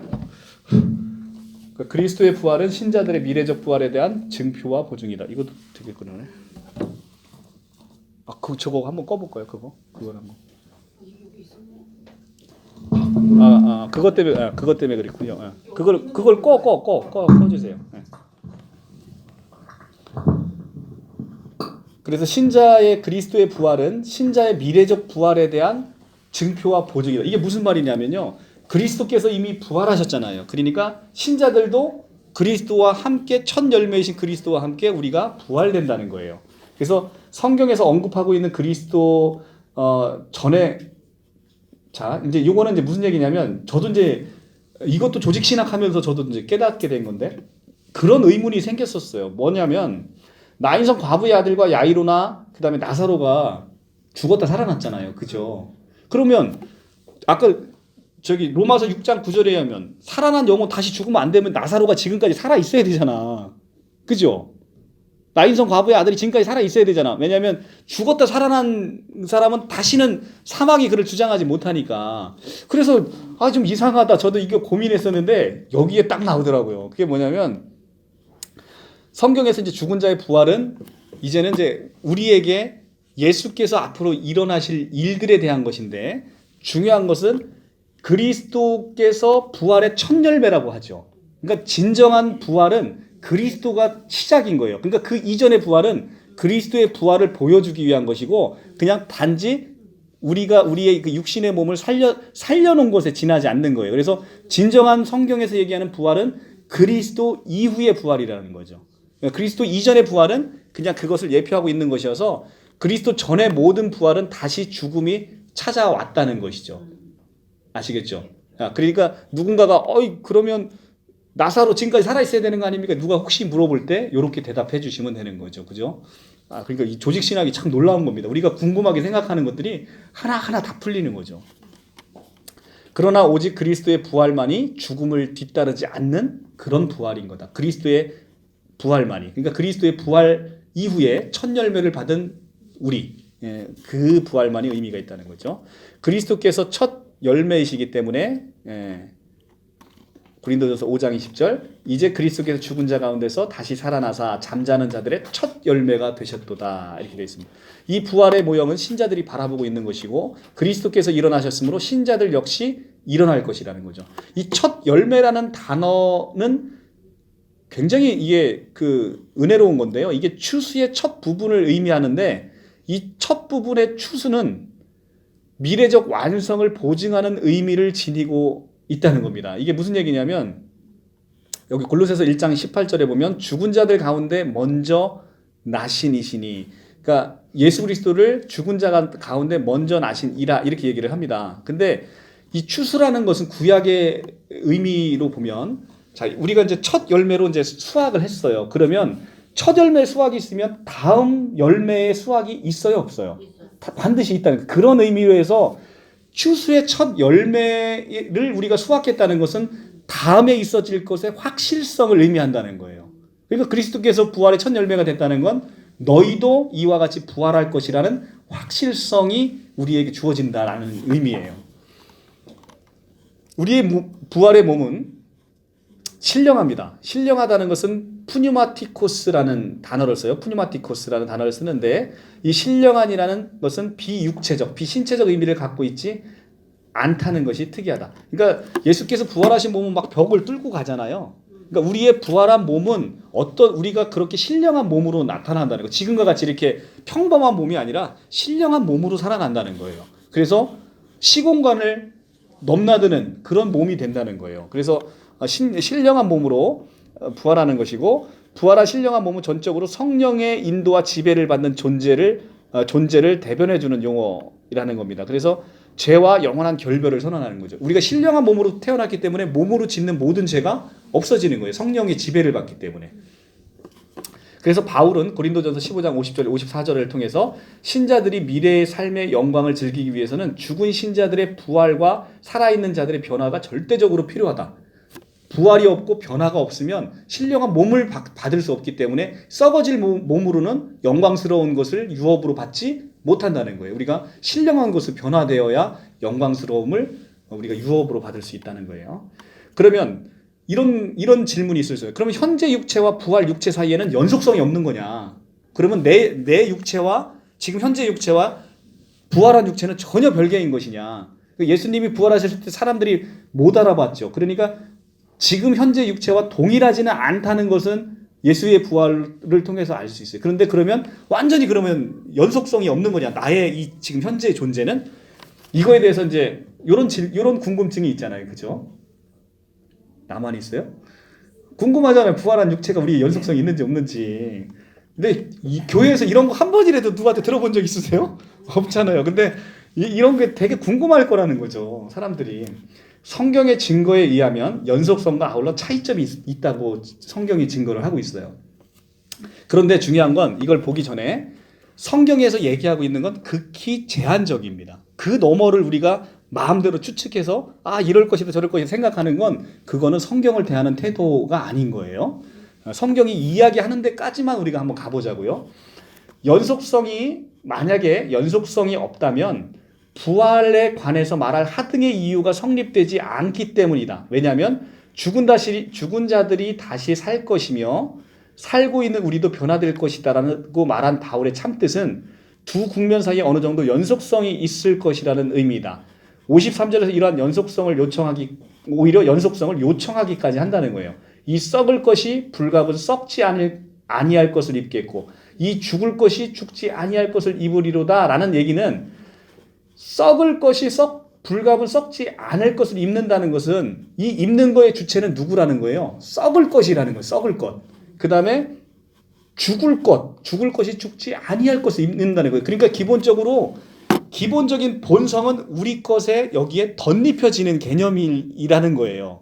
그러니까 완전히 그러면 아예 나 말고 새로운 걸 창조하지 뭐하러 그러면 썩을 걸 갖다가 썩지 아니할 것을 입는다라고 표현을 했겠냐는 거예요. 사도 바울이. 기본적인 것은 이 몸에 새로운 변화가 일어난다는 것이지 이 몸을 떠나서 완전히 새로운 것이 되지는 않는다라는 얘기입니다. 부활이나 변화 후에 주님과 항상 있게 될 사람은 다름 아닌 우리라는 거죠. 이 말이 이제 굉장히 중요한 건데요. 부활이나 변화 후에 주님과 함께 있는 사람이 내가 아닌 완전히 새로운 부활체라면 그럼 지금 내가 주님과 거하는 것이 나랑 무슨 상관이 돼버리 있어? 아무 상관이 없어지잖아요. 그죠? 그렇죠. 바로 그런 거예요. 그래서 데살로니가전서 4장 17절에 부활이나 변화 후에 주님과 항상 있게 된다는 표현이 있는데 이 항상 있게 될 사람은 다름 아닌 지금 살아있는 나는 거예요. 그래서 데살로니가전서 볼까요? 한번 같이. 데살로니가전서 4장 17절. 4장 17절. 332조. 그 후에 우리 살아남은 자들도 그들과 함께 구름 속에 끌어올려 공중에 주를 영접하게 하시리니 그리하여 누가? 우리가 항상 주와 함께 있으리라 이렇게 되어 있습니다. 우리가 있는 거지. 우리와 상관없는 부활 신령한 몸만 있으면 무슨 부활이 무슨 의미가 있냐는 거예요. 그죠? 그래서 연속성이 기본적으로 있다는 거예요. 근데 이런 연속성이 있음에도 불구하고 그러면 차이점이 있느냐? 있다는 거죠. 아까도 말씀드렸지만 우리의 신령한 몸은 이런 벽 같은 거, 이런 공간에 지배를 받지 않는다는 거죠. 예수님의 그 행적을 봤을 때는. 그리고 또 마태복음 22장 30절에 의하면 장차 올 세상에는 결혼이 없을 거라는 거예요. 결혼이 없을 것이고 부활 때는 장가도 가지 아니고 시집도 가지 아니하고 하늘에 있는 천사들과 같으니라. 요렇게 될 거라는 겁니다. 그래서 새로운 세상에서는 새로운 자녀를 낳아야 할 하등의 이유가 없기 때문이죠. 왜냐하면 이 자녀를 만약에 새로운 세상에도 자녀를 낳는다면 그 자녀가 믿는 문제 안 믿는 문제가 또 생기잖아요. 그러니까 우리가 이제 새로운 세상에는 새로 자녀를 낳을 일이 없기 때문에 시집도 결혼도 장가가는 일이 없다는 거죠. 그리고 고린도전서 6장 13절에 의하면 장차 올 세상에는 육체의 소화 기능이 더 이상 필요하지 않다라는 것을 암시하는 규정도 있어요. 자, 여기까지입니다. 성경에서 얘기하고 있는 것은 연속성이 기본적으로 있는데 차이점도 있지만 이 차이점에 대해서 어떠한 차이가 있는지는 결국은 성경은 침묵하고 있어요. 그러니까 그 침묵하고 있는 걸 굳이 우리가 파헤쳐서 누군가가 얘기한다면 그것은 또 다른 사이비가 될 수 있는 여지가 있는 거죠. 그렇습니다. 그래서 중요한 것은 성경의 부활 육체의 정확한 본질에 대해서 말하고 있지는 않다는 사실입니다. 그러니까 우리가 함부로 넘어서 추측하지 말자는 거죠. 그런데 약간의 힌트는 주어졌다는 거죠. 그런데 약간의 힌트는 주어졌으나 대부분의 문제에 관해서는 침묵을 지키고 있기 때문에 그 너머를 우리가 상상의 나래를 펴지 말자. 성경은 우리에게 미래의 부활 후에 경험하지 아니하게 될 것은 어느 정도 알려주고 있습니다. 이게 무슨 얘기냐면 성경에서 우리가 나중에 부활 육체가 재림 때 확실히 우리가 경험하지 않을 것은 알려주는데 경험할 것은 제한적으로 보인다는 거예요. 그러니까 경험하지 않을 게 뭐냐면 첫째, 부패가 없어요. 둘째, 약함이 없고 불명예스러움이 없습니다. 죽음이 없고 눈물이 없고 곡함이 없고 울음이 없고 고통이 없다라고 알려줍니다. 고린도전서 15장 42절 43절, 계시록 21장 4절. 자, 계시록 한번 볼게요. 계시록 21장 4절. 계시록 21장 4절.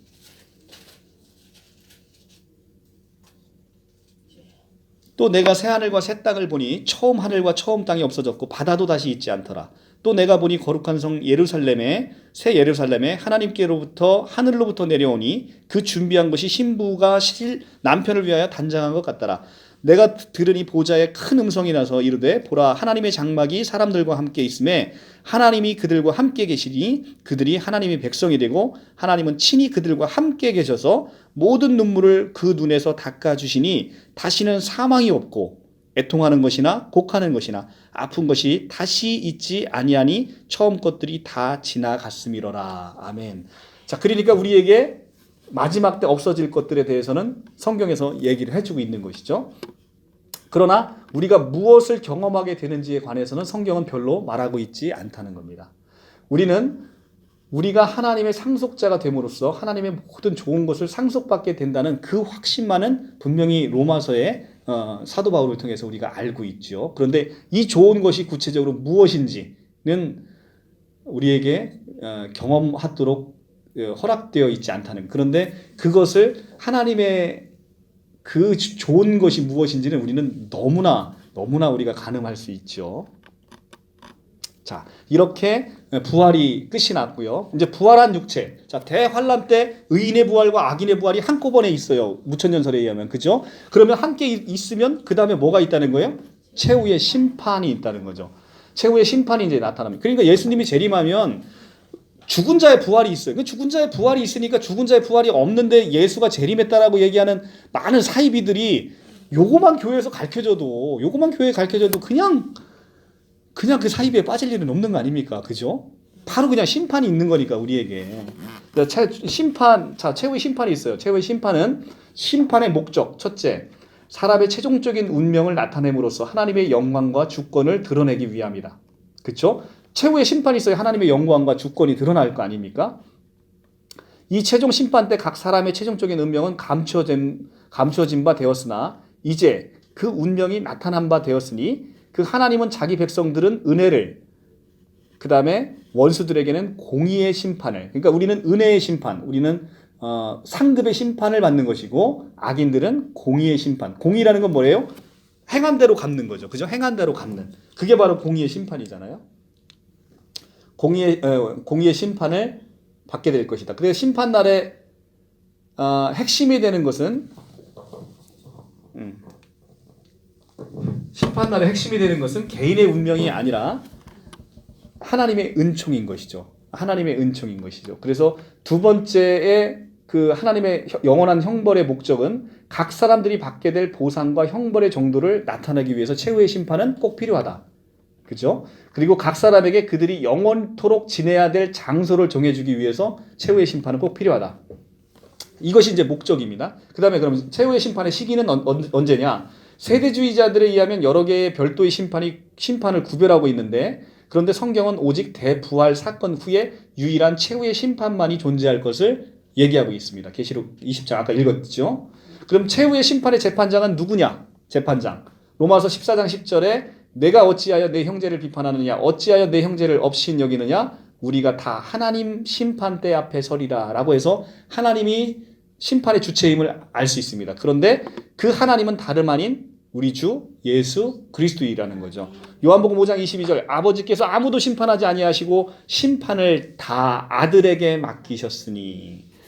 고린도 후서 5장 10절 이는 우리가 다 반드시 그리스도 심판대 앞에 나타나게 되어 각각 선악간에 그 몸으로 행한 것들을 따라 받으려 함이니라고 해서 그리스도의 심판대로 해서 그리스도가 심판의 주체임을 알 수 있습니다.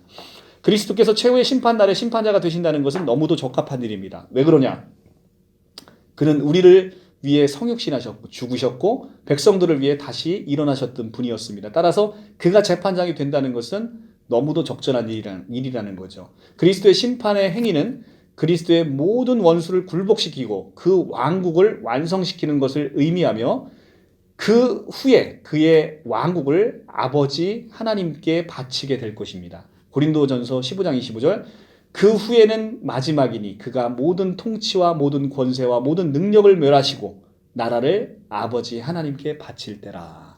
우리도 함께 거기에 선물로 바쳐지는 것이죠. 그것이 바로 번제 아닙니까? 번제. 하나님께 선물로 바쳐지는 것.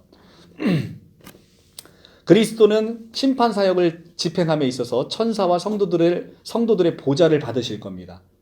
마태복음 13장 41절에 43절 또한 성도가 세상과 천사를 판단할 것입니다. 고린도전서 6장 2절에서 3절. 그러니까 성도는 이 세상에 누구를 심판해요? 나중에 마지막에 우리가 천사를 심판하는 거예요. 그러니까 천사의 일종인 성령이라고 이렇게 얘기하는 신천지가 얼마나 황당한 겁니까? 그러니까 이만희 총회장님이 지금 능력 있는 게 뭐예요? 천사로부터 자기가 계시받았다는 거잖아요. 근데 우리는 천사를 심판하는 사람인데 천사를 심판하는 사람이 천사로부터 계시받았다고 지가 왕 같은 제사장 노릇을 대제사장 노릇을 하려고 하니, 그러니까 이게 얼마나 이게 신천지가 성경에서 무지한지를 알 수 있는 거죠. 이 천사 피조물을, 그죠? 우리는 피조물 중에서도 우리는 신 같은 피조물이 되는 거잖아요. 그죠? 신 같은 피조물이 돼서 천사를 심판하는데 감히 천사 나부랭이한테 계시받은 우리 총회장님께서 그렇죠.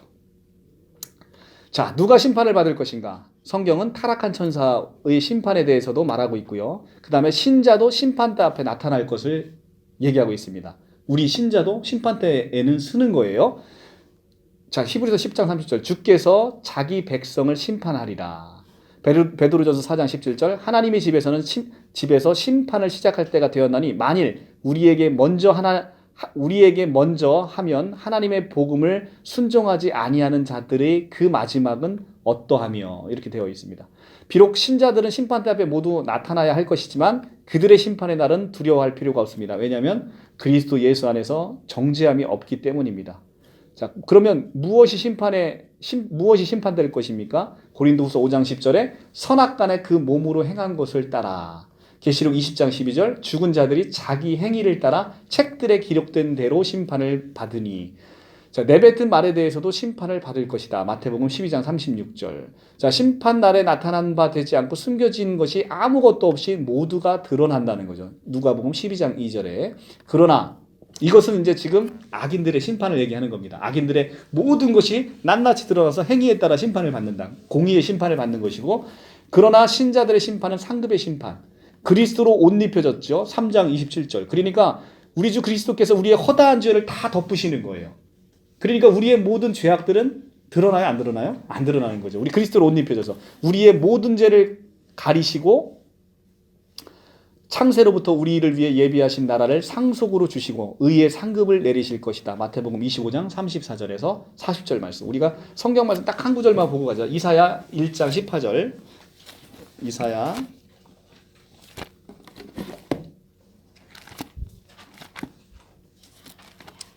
1장 14절 볼게요.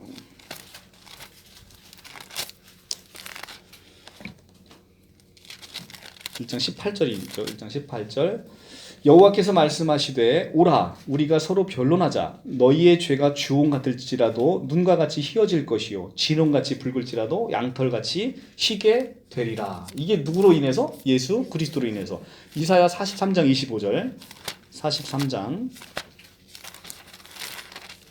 25절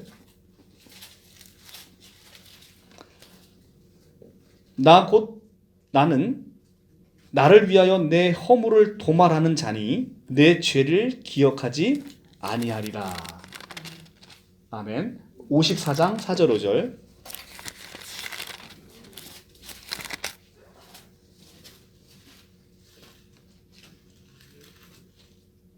두려워 말라 내가 수치를 당하지 아니하리라. 놀라지 말라 내가 부끄러움을 보지 아니하리라. 내가 젊었을 때 수치를 잊겠고 과부 때의 치욕을 다시 기억함이 없으리니 이는 너를 지으시니가 내 남편이시라.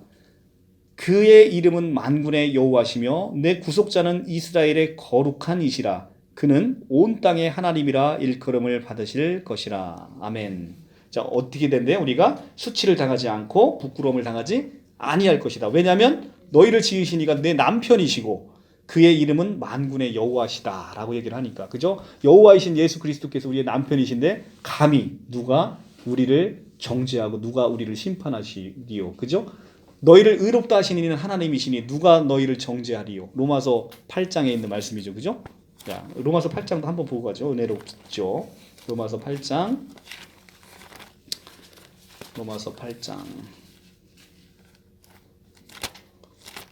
로마서 8장 32절부터 34절. 아우, 참 은혜롭습니다. 이 성경 구절이. 로마서 8장 32절. 자기 아들을 아끼지 아니하시고 모든 사람들을 위하여 내주시니가 어찌 그 아들과 함께 모든 것을 우리에게 주시지 아니하겠느냐. 누가 능히 하나님의 택하신 자를 고발하리요. 의롭다 하신 이는 하나님이시니 누가 정죄하리요. 죽으실 뿐 아니라 다시 살아나신 이는 예수 그리스도니 그는 하나님의 우편에 계신 자여 우리를 위하여 간구하시는 자신이라. 아멘. 하나님이 택하신 자를 누가 고발하고 하나님이 의롭다 하신 이를 누가 정죄하겠냐는 거예요. 예, 그러니까 마지막 날에 우리는 부끄러움과 수치를 당하지 아니하신다. 여호와가 우리의 남편이시기 때문에. 이사야, 그죠? 이게 바로 이제 마지막 때 우리와 영벌의 이거 틀으세요. 이거 되게 추우신 것 같아요. 예, 예. 그래서 저도 추워요. 창세로부터 우리를 위해서 예비된 나라를 우리에게 주시고 우리는 의의 상급을 받게 된다는 것이죠. 믿는 자에게 내려지는 상급에도 차이가 있느냐? 있다는 겁니다. 있다는 거예요. 있다. 그것은 그리스도와 함께 누리는 교제의 차이로 그렇게 신학자들은 보고 있습니다. 자, 마치 음악의 수준이 있는 자가 듣는 음악과 문외한인 사람의 음악에 듣는 그 수준의 차이가 엄청 크잖아요. 그죠? 그러니까 어떤 뭐 예를 들어 베토벤의 교향악 몇 번을 하는데 우리는 들어봐야 뭐 그 장단 같은데 정말로 음악의 조예가 깊은 사람은 탁 들으면 정말 전율이 느껴진다는 거 아니에요? 그죠? 그런데 우리의 이제 믿는 사람들의 상급의 이 차이는 이런 차이라는 거죠. 내가 하나님과 교제를 하는데 도통 하나님이 뭔 말씀하시는 건지 모르고 사는 사람과 하나님이 아하면 어를 받아들이는 그 풍성한 은혜를 누리고 사는 사람의 그 교제의 차이는 너무너무 크다는 것이죠. 심판의 날에 사람이 판단받게 되는 기준은 뭐냐? 판단 기준은 하나님의 계시를 받은 정도이고 이것은 모든 사람에게 동일하지 않은 것이죠. 더 계시를 많이 받은 자에게는 더 많은 것들을 요구하시는 게 지당하신 것이죠. 마태복음 11장 20절 22절에 따르면 하나님의 뜻이 더 큰 계시를 다른 사람보다 더 많이 받은 자들에게 그에 따른 더 큰 책임을 갖고 있다. 구약과 신약의 성도들이 다르고 계시를 전혀 받지 못한 자들은 그들이 가졌던 빛 아래서 판단을 받게 될 것이다. 그러니까 빛을 많이 받은 자들은 빛 아래서 이제 될 것인데 그들이 더 많은 빛을 받았음에도 불구하고 예수를 거부했다. 그러면 그 심판이 훨씬 중하다는 거예요. 이거 믿는 사람 얘기가 아니라 안 믿는 사람, 불신자 얘기하는 거예요. 그죠? 그러니까 예수께서 그렇게 주변에서 계속해서 너 예수 믿어 그렇게 많이 권유함을 받았는데도 불구하고 계속해서 예수를 부인하면 결국은 그 심판은 그만큼 커지는 것이죠. 심판의 날의 중요성은 무엇인가? 세상 역사는 무의미한 원형의 끝없는 연속이 아니라 목표를 향해 나아가는 운동이라는 겁니다. 구원과 영원한 축복 상태에서 그리스도 예수님에 대한 각 개인의 관계에 달려 있다는 사실을 최후의 심판의 날은 최종적으로 나타날 것이다. 이게 구원은 결국은 예수 안에 있다는 것이 최후의 심판의 날에 확 드러난다는 거예요. 심판의 날에 피할 수 없다는 사실은 우리로 하여금 우리의 삶에 대한 책임을 지게 하고 특별히 그리스도인의 삶이 있어서 우리 모든 각 개인에게 그리스도를 더 풍성하게 누리도록 권고를 한다. 그러니까 이게 무슨 얘기냐면 이 심판으로 인해서 우리는 이 심판의 무서움, 두려움이 있기 때문에 우리는 이 땅 가운데 우리가 왜 그리스도를 믿어야 되고 그리스도 안에서 더 풍성한 은혜를 누리며 살아야 되는지를 우리가 깨달을 수 있다는 거죠. 이 심판이라는 것은 심판의 날은 하나님의 최종적인 승리와 역사 속에 구속사역의 최종적인 승리를 의미한다. 심판의 날은 모든 의심의 그림자를 넘어서 세상 끝에 하나님의 뜻이 완전히 이루어졌음을 드러낼 것이다. 이 최후의 심판을 통해서 하나님의 모든 것들은 결론이 딱 지어진다는 거예요. 믿는 자는 영생으로, 믿지 않는 자는 영벌로, 이렇게 영생과 영벌로 딱 나뉘죠. 자, 여기서 우리가 이게 참 정말 은혜롭죠. 요한일서 5장 한번 볼게요. 요한이 우리에게 영생에 대해서 요한일서 1장에서 얼마나 이 생명을 자랑합니까? 태초에부터 있는 생명에 관하여 우리가 눈으로 본 바요 손으로 만진 바요 우리에게 나타난 바 이렇게 생명을 아주 극찬을 합니다. 예수 생명을 5장 11절에 가면 또 증거는 이것이니 하나님이 우리에게 영생을 주신 것과 이 생명이 그의 아들 안에 있는 그것이니라. 자, 영생을 주신 것과 시제도 여기도 과거죠. 그죠?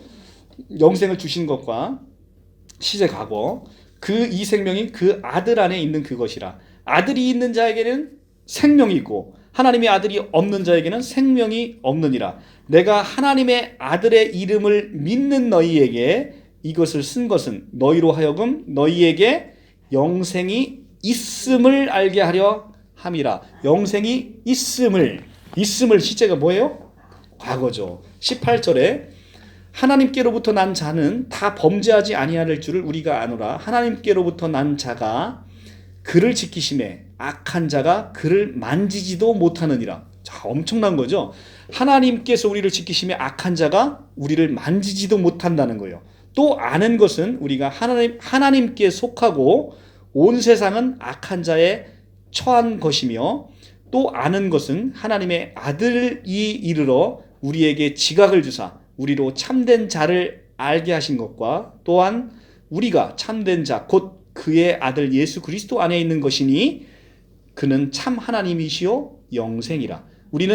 우리가 그 아들 예수 그리스도 안에 있는 것인데 우리가 그 안에서 발견되기를 원하는 거잖아요. 근데 그는 참 하나님이고 영생이시라는 거죠. 그래서 자녀들아 너희 자신을 지켜 우상에게 멀리하라. 이렇게 되어 있습니다. 그래서 사도 요한이 이 사도 요한 일서를 쓴 이유는 너희 안에 이 영원한 생명인 영생이 있음을 너희에게 알게 하기 위해서 썼다는 거예요. 그러니까 우리 안에 이미 이 생명이 들어와 있다는 겁니다. 그래서 내가 갖고 있는 이 생명과 다른 본질, 예수 생명인 그 본질이 우리에게 들어와서 피조물인 너희가 이제는 신이 되어버린 그 놀라운 하나님의 생명을 가진 자. 그래서 비로소 하나님을 아버지라고 부를 수 있는 특권이 주어진 그거. 그게 우리가 이제 하나님의 생명을 선물로 받았기 때문에 가능한 일이잖아요. 그죠? 생명이 다른 자를 아버지라고 부를 수 없다고 제가 누누이 말씀드렸어요. 그죠? 같은 생명을 가진 자만이 바로 아버지라 부를 수 있는데 바로 그것이 예수 생명. 예수 생명. 예수 생명은 예수가 하나님이시니까 하나님의 생명이라는 거고 꺼지지 않는 생명. 그래서 우리는 그것을 영원한 생명이라고 부른다는 거죠. 영생이 무엇인지도 모르고 육체 영생한다고 떠들고 다니는 이 지랄배기들 진짜. 그죠? 이 영원한 생명을 있잖아요. 그 신천지 깨고 나서 이 영원한 생명 설명해 주잖아요. 그러면 진짜 눈이 확 덩그레져요. 눈이 확 덩그레집니다. 영생이 그런 거였어? 이렇게 턱 둥그레지는 거죠. 그러니까 우리는 이 푸스케를 갖고 영원히 산다고 생각하는 그런 영생이 아니죠. 그죠? 자, 마지막 이제 마지막이 아니라 이제 영원한 형벌. 악인에게 처하게 될 최종적인 상태를 얘기를 합니다. 이거 이제 영원한 형벌은 이게 이제 요한계시록에서 얘기하는 그 불못에 처해질 형벌이죠. 제7안식교와 여호와 증인은 영벌을 부인하고 있어요. 왜냐하면 죽고 나면 영혼이 소멸한다고 보기 때문에. 그런데 우리는 지난번 봤죠. 영혼은 소멸하는 게 아닙니다. 마태복음 5장 22절에서 마태복음 5장 29절 30절에서 분명히 영벌에 대해서 우리에게 강하게 경고를 하고 계시죠. 우리가 지옥이라고 번역하고 있는 헬라어 단어 게나, 영어는 게헨나라고 하는데 이 게헨나라는 단어는 여러분들이 좀 알고 있을 필요가 있어요. 이게 누가복음 16장 23절에 가면 음부에 사용된 단어거든요. 이 게헨나라는 단어가. 근데 이게 형벌의 최후 장소를 가리키는 단어로 성경에서는 쓰이고 있어요. 근데 이 단어는 흰놈 골짜기라고 하는 아람어 표현에서 나온 단어예요. 이 게헨나가. 그러니까 흰놈 골짜기, 게헨나, 이것이 여러분들이 이제 조직 신학을 배웠다라고 하면 적어도 이 정도 단어는 좀 이렇게 익숙하셔야 된다는 거죠. 게헨나, 흰놈 골짜기. 근데 이게 뭐냐면 이 흰놈 골짜기는 예루살렘 남쪽에 있는 계곡이에요. 그런데 여기서 아하스와 므낫세 왕 시절에 부모들이 그들의 자녀를 암몬의 신 몰렉에게 제물로 바쳤던 곳으로 저주와 죄의 대명사가 된 곳이에요. 그래서 이것은 종말론적인 지옥 또는 불 혹은 최후의 형벌 장소를 가리키는 대명사로 성경에서 구약 성경부터 계속 이게 쓰인다는 거예요. 이 흰놈 골짜기 게헨나가. 아시겠죠? 근데 이제 우리는 그 영원한 형벌의 장소가 이제 요한계시록에 불못이라고만 나와 있는지 그 실체가 무엇인지는 모르는 거예요. 그죠? 우리에게 나타난 게 아니니까. 그래서 이제 우리는 이 정도로만 알면 된다는 거죠. 마태복음 25장 46절. 악인은 영벌에, 의인은 영생에 들어가게 되는 것이죠. 자, 영원한 형벌에 대한 가르침은 우리를 더욱 진지하도록 인도하죠. 지옥교리는 우리로 하여금 선교적인 일에 대하여 열정과 긴급성을 갖게 만듭니다. 왜냐하면 내 사랑하는 자녀와 내 사랑하는 가족이 이 영원히 꺼지지 않는 유황불에 들어가서 영원히 산다고 생각해 보십시오. 그러면 우리가 그 일을 생각한다면 우리가 복음 전하는 일을 게을리할 수가 없다는 거죠. 자, 마지막입니다. 이제 새로운 땅. 우리는 이제 새하늘과 새 땅이 예수 그리스도가 오셔서 이걸 이루십니다. 죽은 후에 부활 사이에 있는 그 기간을 우리는 이제 중간 상태라고 이미 조직신학에서 배웠어요. 그죠? 근데 이 중간 상태 속에서도 신자들은 즐거워합니다. 그런데 이러한 즐거움은 아직 잠정적이고 불완전하죠. 왜냐하면 아직 우리는 사망이 있고 고통이 있고 애곡이 있잖아요. 지금 중간 상태 속에 살고 있지만 그런데 따라서 신자들, 물론 이제 이때 죽은 신자들도 불안한 상태인 거죠. 낙원에 거하기는 하지만 완전히 육의 그러니까 몸의 부활이 이루어진 게 아니기 때문에 불완전한 상태인 거예요. 따라서 신자들은 육체의 부활을 기다리면서 동시에 하나님 하나님이 자기의 구원 사역의 결정체로 창조하실 새 땅을 바라보게 될 것이라는 거죠. 태초에 하나님이 하늘과 땅을 지으셨죠. 그런데 인류의 타락으로 인해서 창조 세계가 저주가 선포되었습니다. 그래서 하나님의 죄의 결과로부터 창조 세계를 구속하시기 위해 그 아들 예수 그리스도를 이 땅 가운데 보내셨고, 그 예수는 여호와시고 그 예수는 하나님이시고 임마누엘이신 거죠. 그러므로 그 그리스도의 사역은 단순히 얼마간의 인간들만 구원하시는데 그치지 않는다는 거죠. 그리스도의 완전한 사역이란 결국은 우리가 잃어버린 이 모든 창조 세계를 죄의 영향력으로부터 구속해내는 첫 에덴 동산의 회복을 의미하는 거예요. 그죠? 그러니까 단지 인간만의 구원이 아니라 온 만물을 구원해서 우리가 잃어버린 그 에덴 동산을 회복시키는 거, 그것이 하나님의 진정한 구원의 의미인 거예요. 그래서 이러한 원대한 목적은 하나님이 새로운 땅을 비로소 완성하실 때 비로소 성취된다는 거예요. 다시 말해 잃어버린 낙원이 회복되는 것을 의미한다는 거죠. 그러므로 하나님의 구속 계획을 우주적 차원 안에서 보기 위해서는 우리는 이 새 땅에 대한 분명한 가르침과 교리를 정립해야 된다는 겁니다. 땅이 인간의 죄로 말미암아 저주를 받았죠. 그래서 땅은 계속해서 가시와 엉겅퀴를 내는 거예요. 그죠? 우리 마음밭도 마찬가지. 땅으로 비유되는 우리 마음밭도 계속해서 그리스도를 거부하는 가시와 엉겅퀴를 낼 수밖에 없다는 거죠. 그래서 우리가 그리스도 안에 돌아와야 그 가시와 엉겅퀴가 새로운 땅으로 되는 거죠. 땅은 인간으로 말미암아 저주받았다는 사실은 역설적으로 약속된 승리의 한 부분으로서 이 저주와 그 밖의 모든 죄의 결과는 마땅히 제거되어야 이게 이제 구속이 완성이 되는 거죠. 이러한 의미에서 볼 때 새 땅에 대한 기대는 이미 창세기 3장 15절에 여인의 후손을 너희에게 주겠다라는 이 약속 안에 새로운 땅에 대한 기대도 이미 포함되어 있다는 겁니다. 창세기 17장 8절에 가면 이건 아브라함에게 하신 하나님의 약속인데요. 하나님입니다. 내가 아브라함의 후손에게 내가 거류하는 이 땅, 곧 가나안 온 땅을 주어 영원한 기업이 되게 하고 나는 그들의 하나님이 되리라 라고 아브라함에게 약속을 하셨어요. 그런데 가나안 땅을 아브라함의 자손들에게만 주시겠다고 한 게 아니라 본문을 잘 보면 아브라함 자신에게도 이 가나안 땅을 주겠다라고 하셨어요. 그런데 구원의 역사가 보여주듯이 아브라함은 가나안 땅에 한 치의 땅도 소유하지 못했습니다. 사도행전 7장 5절에 보면 한 땅도, 그가 소유했던 땅이라고는 핵적속으로부터 사들인 무덤터가 전부였습니다. 예, 막벨라 굴이 그게 전부였어요. 그러니까 언뜻 보면 하나님 나한테도 뭐 가나안 땅 주신다더니 한 평도 안 주시네. 한 평도. 그죠? 근데 이 자기 평생에 성취되지 못한 이 가나안 땅의 유업에 관한 약속에 대해서 아브라함이 과연 어떤 태도를 보였는가를 우리가 히브리서를 통해서 알 수 있는데, 이 히브리서를 보시면 아브라함은 하나님이 계획하시고 지으실 터가 있는 성을 바랐습니다 라고 하고 있습니다. 다시 말해서 아브라함은 자기에게 약속된 유업의 완성한 성취로서 새 땅을 바라본 것이지 그 가나안 땅이라는 그 현실적인 가나안 땅을 바라본 게 아니라는 거예요. 그러니까 아브라함이 자손을 약속받았을 때 여러 자손을 가리켜 자손들이라 하지 않고 한 자손을 가리켜 자손이라 했으니 바로 우리 주 예수 그리스도라 이렇게 얘기를 하잖아요. 갈라디아서 3장 16절에서 마찬가지 이 땅에 대한 것도 가나안 땅이라는 것은 우리가 바라볼 거룩한 성 예루살렘에 대한 것을 아브라함이 바라봤다는 거죠. 그러니까 하나님 나 가나안 땅 준대더니 왜 안 줘? 그리고서 이렇게 불평불만한 게 아니라는 거예요. 그죠? 히브리서 4장으로부터 가나안 땅은 하나님이 백성들을 위해 예비된 영원한 안식의 모형인 것이죠. 이러한 모형인 가나안이 그 자체가 목적일 수는 없습니다.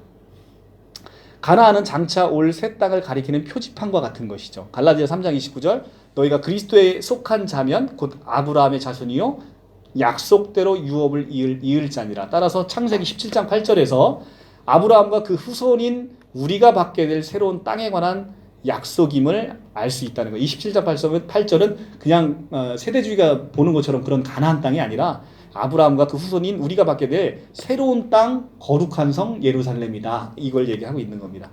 새 땅은 현재 땅과 전혀 다른 땅인가?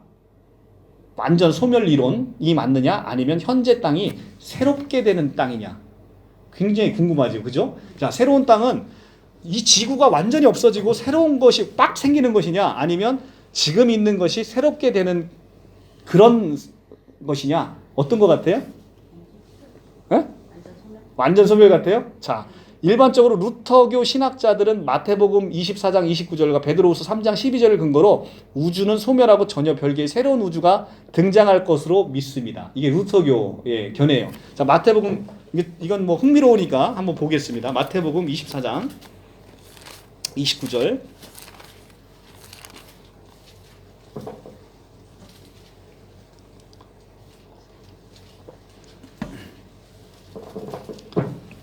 그날 환란 후에 즉시 해가 어두워지고 달이 빛을 내지 아니하며 별들이 하늘에 떨어지며 하늘의 권능들이 흔들리리라. 자, 해, 달, 별이 다 떨어지니까 완전히 소멸해 버린다라고 루터교가 보는 거예요. 베드로 후서 3장 12절은 더 자세히 나왔어요. 베드로 후서 3장 12절.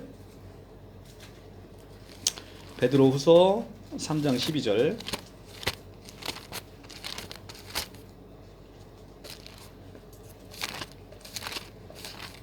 베드로후서 3장 12절에 가시면 10절부터 볼게요. 그러나 주의 날이 도둑같이 오리니 그날에 하늘이 큰 소리로 떠나가고 하늘이 떠나간답니다. 물질이 뜨거운 불에 풀어지고 물질이 풀어져요. 땅과 그 중에 있는 모든 일이 드러나리로다. 이 모든 것이 이렇게 풀어지리니 너희가 어떠한 사람이 되어야 마땅하느냐. 거룩한 행실과 경건함으로 하나님의 날이 임하기를 바라보고 간절히 사모하라. 그날에 하늘이 불에 타서 풀어지고 물질이 뜨거운 불에 녹아지려니와 우리는 그의 약속대로 의가 있는 곳인 새하늘과 새 땅을 바라보도다. 자, 언뜻 보면 이 성경 말씀으로 보면 하늘이 다 풀어지고 물질이 풀어져요. 그러니까 완전 소멸하고 새로운 것이 생긴다라고 볼 수 있는 여지가 있지요. 그리고 또 뭐 이게 앞으로 일어날 세계니까 이게 맞다 저게 맞다라고 단정할 수는 없는 거예요. 그죠? 그러니까 제가 항상 우리가 미래적 종말론을 볼 때는 뭐든지 단정해서 보는 것이 굉장히 위험하다고 말씀드렸어요. 그런데 이제 신학적으로 그러면 이제 풀어보자는 거죠. 신학적으로 보면 자, 베드로후서 지금 3장 13절과 계시록 21장 1절에서 새 우주의 참신함을 이게 모든 게 풀어진다는 것은 모든 것이 풀어지고 이 해달별이 다 어두워진다는 것은 새 우주의 참신함을 나타나기 위해 사용된 헬라어 단어를 살펴봐야 되는데 시간과 기원에 있어서 전혀 새 것이라는 뜻은 네오스라는 단어를 씁니다. 근데 네오스를 그러니까 전혀 새 것이라면 이 네오스라는 단어를 써야 되는데 본성이나 질에 있어서 새롭게 된다라는 뜻인 카이노스가 이 성경 단어에서 쓰였다는 거예요. 자, 그러니까 새롭게 된다는 뜻, 본질과 질이 새롭게 된다는 카이노스라는 단어가 쓰였고요. 둘째, 로마서 8장 20절 21절에서 바울의 요지는 뭐냐면 장차 종말에서 현재의 창조 세계가 전혀 새로운 세계가 되는 게 아니라 모든 부패로부터 자유롭게 될 것이라는 것을 오히려 강조하고 있다는 겁니다. 아까 우리의 부활도 연속성이 있느냐 없느냐라고 할 때 연속성이 있다라고 말씀드렸잖아요. 그것의 일환인 거예요.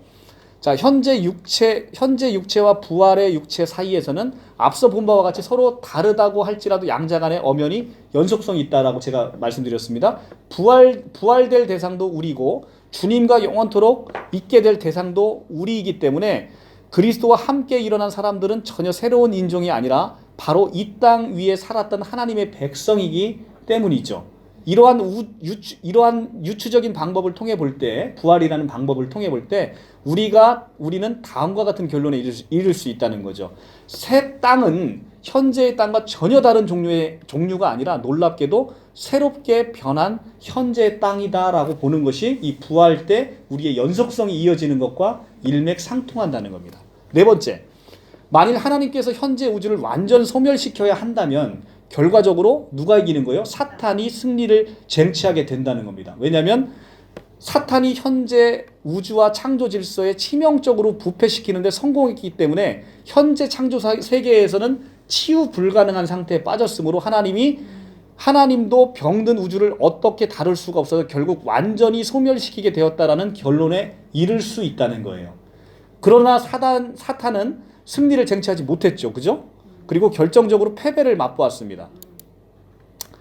사탄의 결정적인 패배의 클라이막스는 하나님께서 사탄을 그토록 부패시키고 힘썼던 바로 이 땅을 새롭게 하시고 사탄의 악한 음모의 결과들을 이 땅에서 완전히 제거하실 바로 그때에 하나님의 모든 승리의 클라이막스가 생길 수 있다는 거죠. 그죠? 사탄은 끊임없이 하나님이 만든 땅을 부패시키고 이 땅을 어지럽히고 혼돈 가운데 빠뜨리는 것이 사탄의 음모였는데 이것을 완전히 회복시키시는 것이 하나님의 승리의 클라이막스가 될 것이라는 거죠. 자, 이게 요 말은 굉장히 의미가 있죠. 그죠? 지금 이 말씀은 그러니까 사탄 이게 완전 갱신이 완전 소멸하고 완전 소멸 이론으로 간다면 결국은 사탄이 이겨버린 셈이 돼버릴 수 있다는 거 신학적으로 보면. 그래서 계시록 21장 1절에서 4절 여기에 사용된 그 단어도 아까 이제 계시록 21장은 뭐예요? 이제 새 예루살렘이 하늘로부터 내려오는 그 성경 구절 읽어봤잖아요. 여기에 사용된 단어도 카이노스예요. 그래서 새로운이라는 단어는 새 하늘과 새 땅이 질적으로 새로움을 묘사하기 위해서 카이노스가 쓰였다. 네오스가 아니라. 그래서 바다도 다시 있지 않더라라는. 근데 이제 이런 거 있죠. 계시록 21장 4절에 가볼까요? 계시록 21장 4절에 가면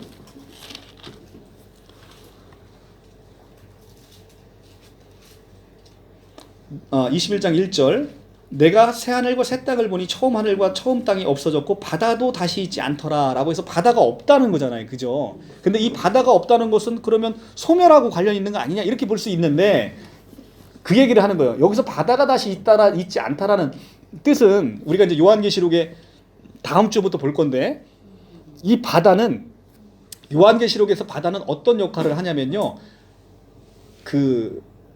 이 짐승이 들어있는, 그러니까 짐승의 그 집처럼 쓰여 있어요. 이 바다가. 그러니까 바다가 다시 있지 않다라는 뜻은 바다는 종종 우주 질서와 조화를 위협하는 존재로 표현되어 있다는 거. 계시록 13장 1절. 그 다음에 20장 13절. 여기 보면 바다는 종종 짐승을 가두는 짐승의 집처럼 사용되어 있어요. 그러니까 바다가 다시 있지 않다라는 뜻은 새 땅에는 바다가 없을 것이라는 표현은 새 땅의 질서와 평화를 깨트릴 만한 그 어떤 요소도 존재하지 않을 것이라는 의미로 이해하는 것이 이 성경을 제대로 이해하는 의미지 우리가 물리적인 바다가 없어진다 이렇게 보는 것은 타당하지 않다는 거예요. 영적인 의미로 이해를 해야 된다는 것이죠. 그 2절에 있는 거룩한 성 예루살렘은 영화롭게 된 하나님의 교회 전체를 상징하는 용어지요. 하나님이 거하시는 바로 그곳이 바로 하늘이기에 장차 올 영원한 삶의 영역에서는 현재처럼 하늘과 땅이 나누어진 상태가 아니고 둘이 하나가 될 것이라는 겁니다. 이게 왜냐하면 하나님이 계시는 바로 그곳이 바로 하늘이기 때문에 땅과 하늘의 구별이 의미가 없어진다는 거예요. 그래서 따라서 새 하늘과 새 땅은 새 하늘에 대한 포괄적인 대명사로 쓰인다는 겁니다. 자, 그래서 3절은 출애굽기와 예레미야의 약속의 성취이고 4절을 통해서 새 땅에서 우리가 사랑하고 잠시 잃어버려야 했던 가족과 친구들 그리고 모든 하나님의 백성들과 영원히 깨지지 않는 교제가 나누어지게 될 것을 요한계시록 21장 4절에서 얘기하고 있는 거예요. 그래서 다시는 모든 눈물이 눈에서 닦아주시며 다시는 사망이 없고 애통하는 것도 없고 곡하는 것이나 아픈 것이 있지 않는 그 세계가 열린다는 것이죠. 우리가 이제 다시 우리의 소중한 가족들과 친구들과 하나님의 백성들을 만나 아름다운 교제가 그곳에서 영원토록 지속된다는 것이죠. 얼마나 아름답습니까? 이게 바로 요한계시록은요. 요한계시록 다시 다음 주부터 보면 알겠는데 정말 은혜롭습니다. 요한계시록은요. 무서운 책이 아니에요. 정말 은혜로운 책이에요. 새 땅의 거룩한 성에는 성전이 없게 될 것입니다. 왜냐? 자, 성전이 없어요. 자, 요한계시록 21장부터 이제 새 하늘과 새 땅이 나오잖아요. 21장 22절에 한번 가볼게요. 21장 22절. 성 안에서 내가 성전을 보지 못하였으니 이는 주 하나님 곧 전능하신 이와 어린 양이 그 성전이심이라. 자, 하나님과 어린 양이 그냥 내 앞에 있는데 우리가 성전이 뭐가 필요하겠어요? 그러니까 필요 없다는 거. 성 안에는 내가 성전을 보지 못한다. 사도 요한이 환상 가운데 봤는데 성전이 없대요. 왜? 하나님과 어린 양이 그냥 내 앞에 있으니까 성전이 필요 없는 거예요. 할렐루야죠. 그죠? 그러니까 그 자체가 그냥 성전인 거예요. 그래서 이는 새 땅이 모든 주민들이 직접적으로 하나님과 계속적인 교제를 나눌 거기 때문에 이게 성전이 필요 없는 겁니다. 계시록 22장 1절 5절 새 땅에는 창세기에 인간에게 접근이 금지된 생명나무가 있게 됩니다. 22장 2절 볼게요. 자, 이것은 이제 새 하늘과 새 땅을 묘사하는 성경 말씀이에요. 1절부터 또 그가 수정 같은 맑은 생명수의 강을 내게 보이니 하나님과 및 어린 양의 보좌로부터 나와서 길 가운데로 흐르더라. 생명수가 막 흐르는 거예요. 그러니까 우리는 생명수 퍼먹고 그냥 사는 겁니다. 그냥 이 생명수를. 얼마나 아름답습니까? 강 좌우에 생명나무가 있어 12가지 열매를 맺되 달마다 그 열매를 맺고 그 나무 잎사귀들은 만국을 치료하기 위하여 있더라. 이렇게 되어 있습니다. 자, 우리 인간에게 금지된 무슨 나무가 있어요? 생명나무가 있어요. 그리고 그 다음에 3절에 가면 다시 저주가 없으며 하나님과 어린 양의 보좌가 그 가운데 있으리니 그의 종들이 그를 섬기며.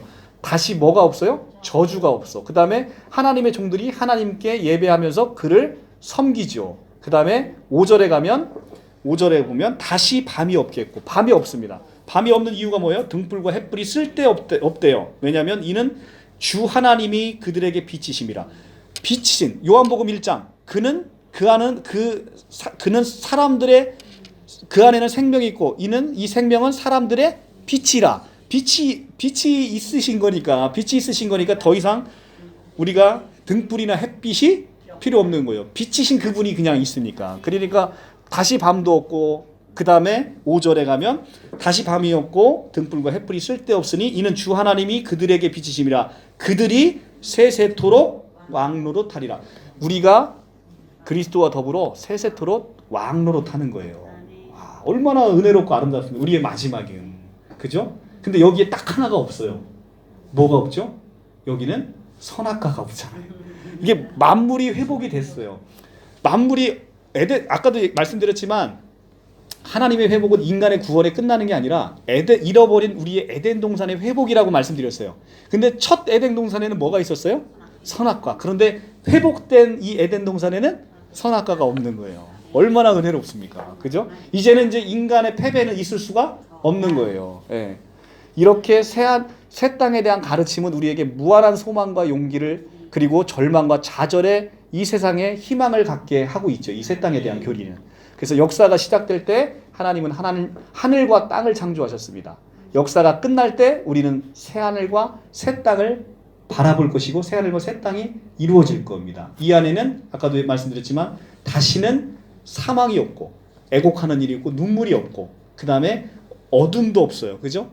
빛이신 그리스도와 함께 있으니까 성전도 없고 그리고 늘 생명의 강이 생명수의 강이 강같이 흐르고 그 다음에 생명나무의 열매가 날마다 열매를 맺고 있고 이 아름다운 곳이에요. 그런데 거기에 선악과가 없다는 거죠. 그러니까 우리는 그곳에서 살게 된다는 겁니다.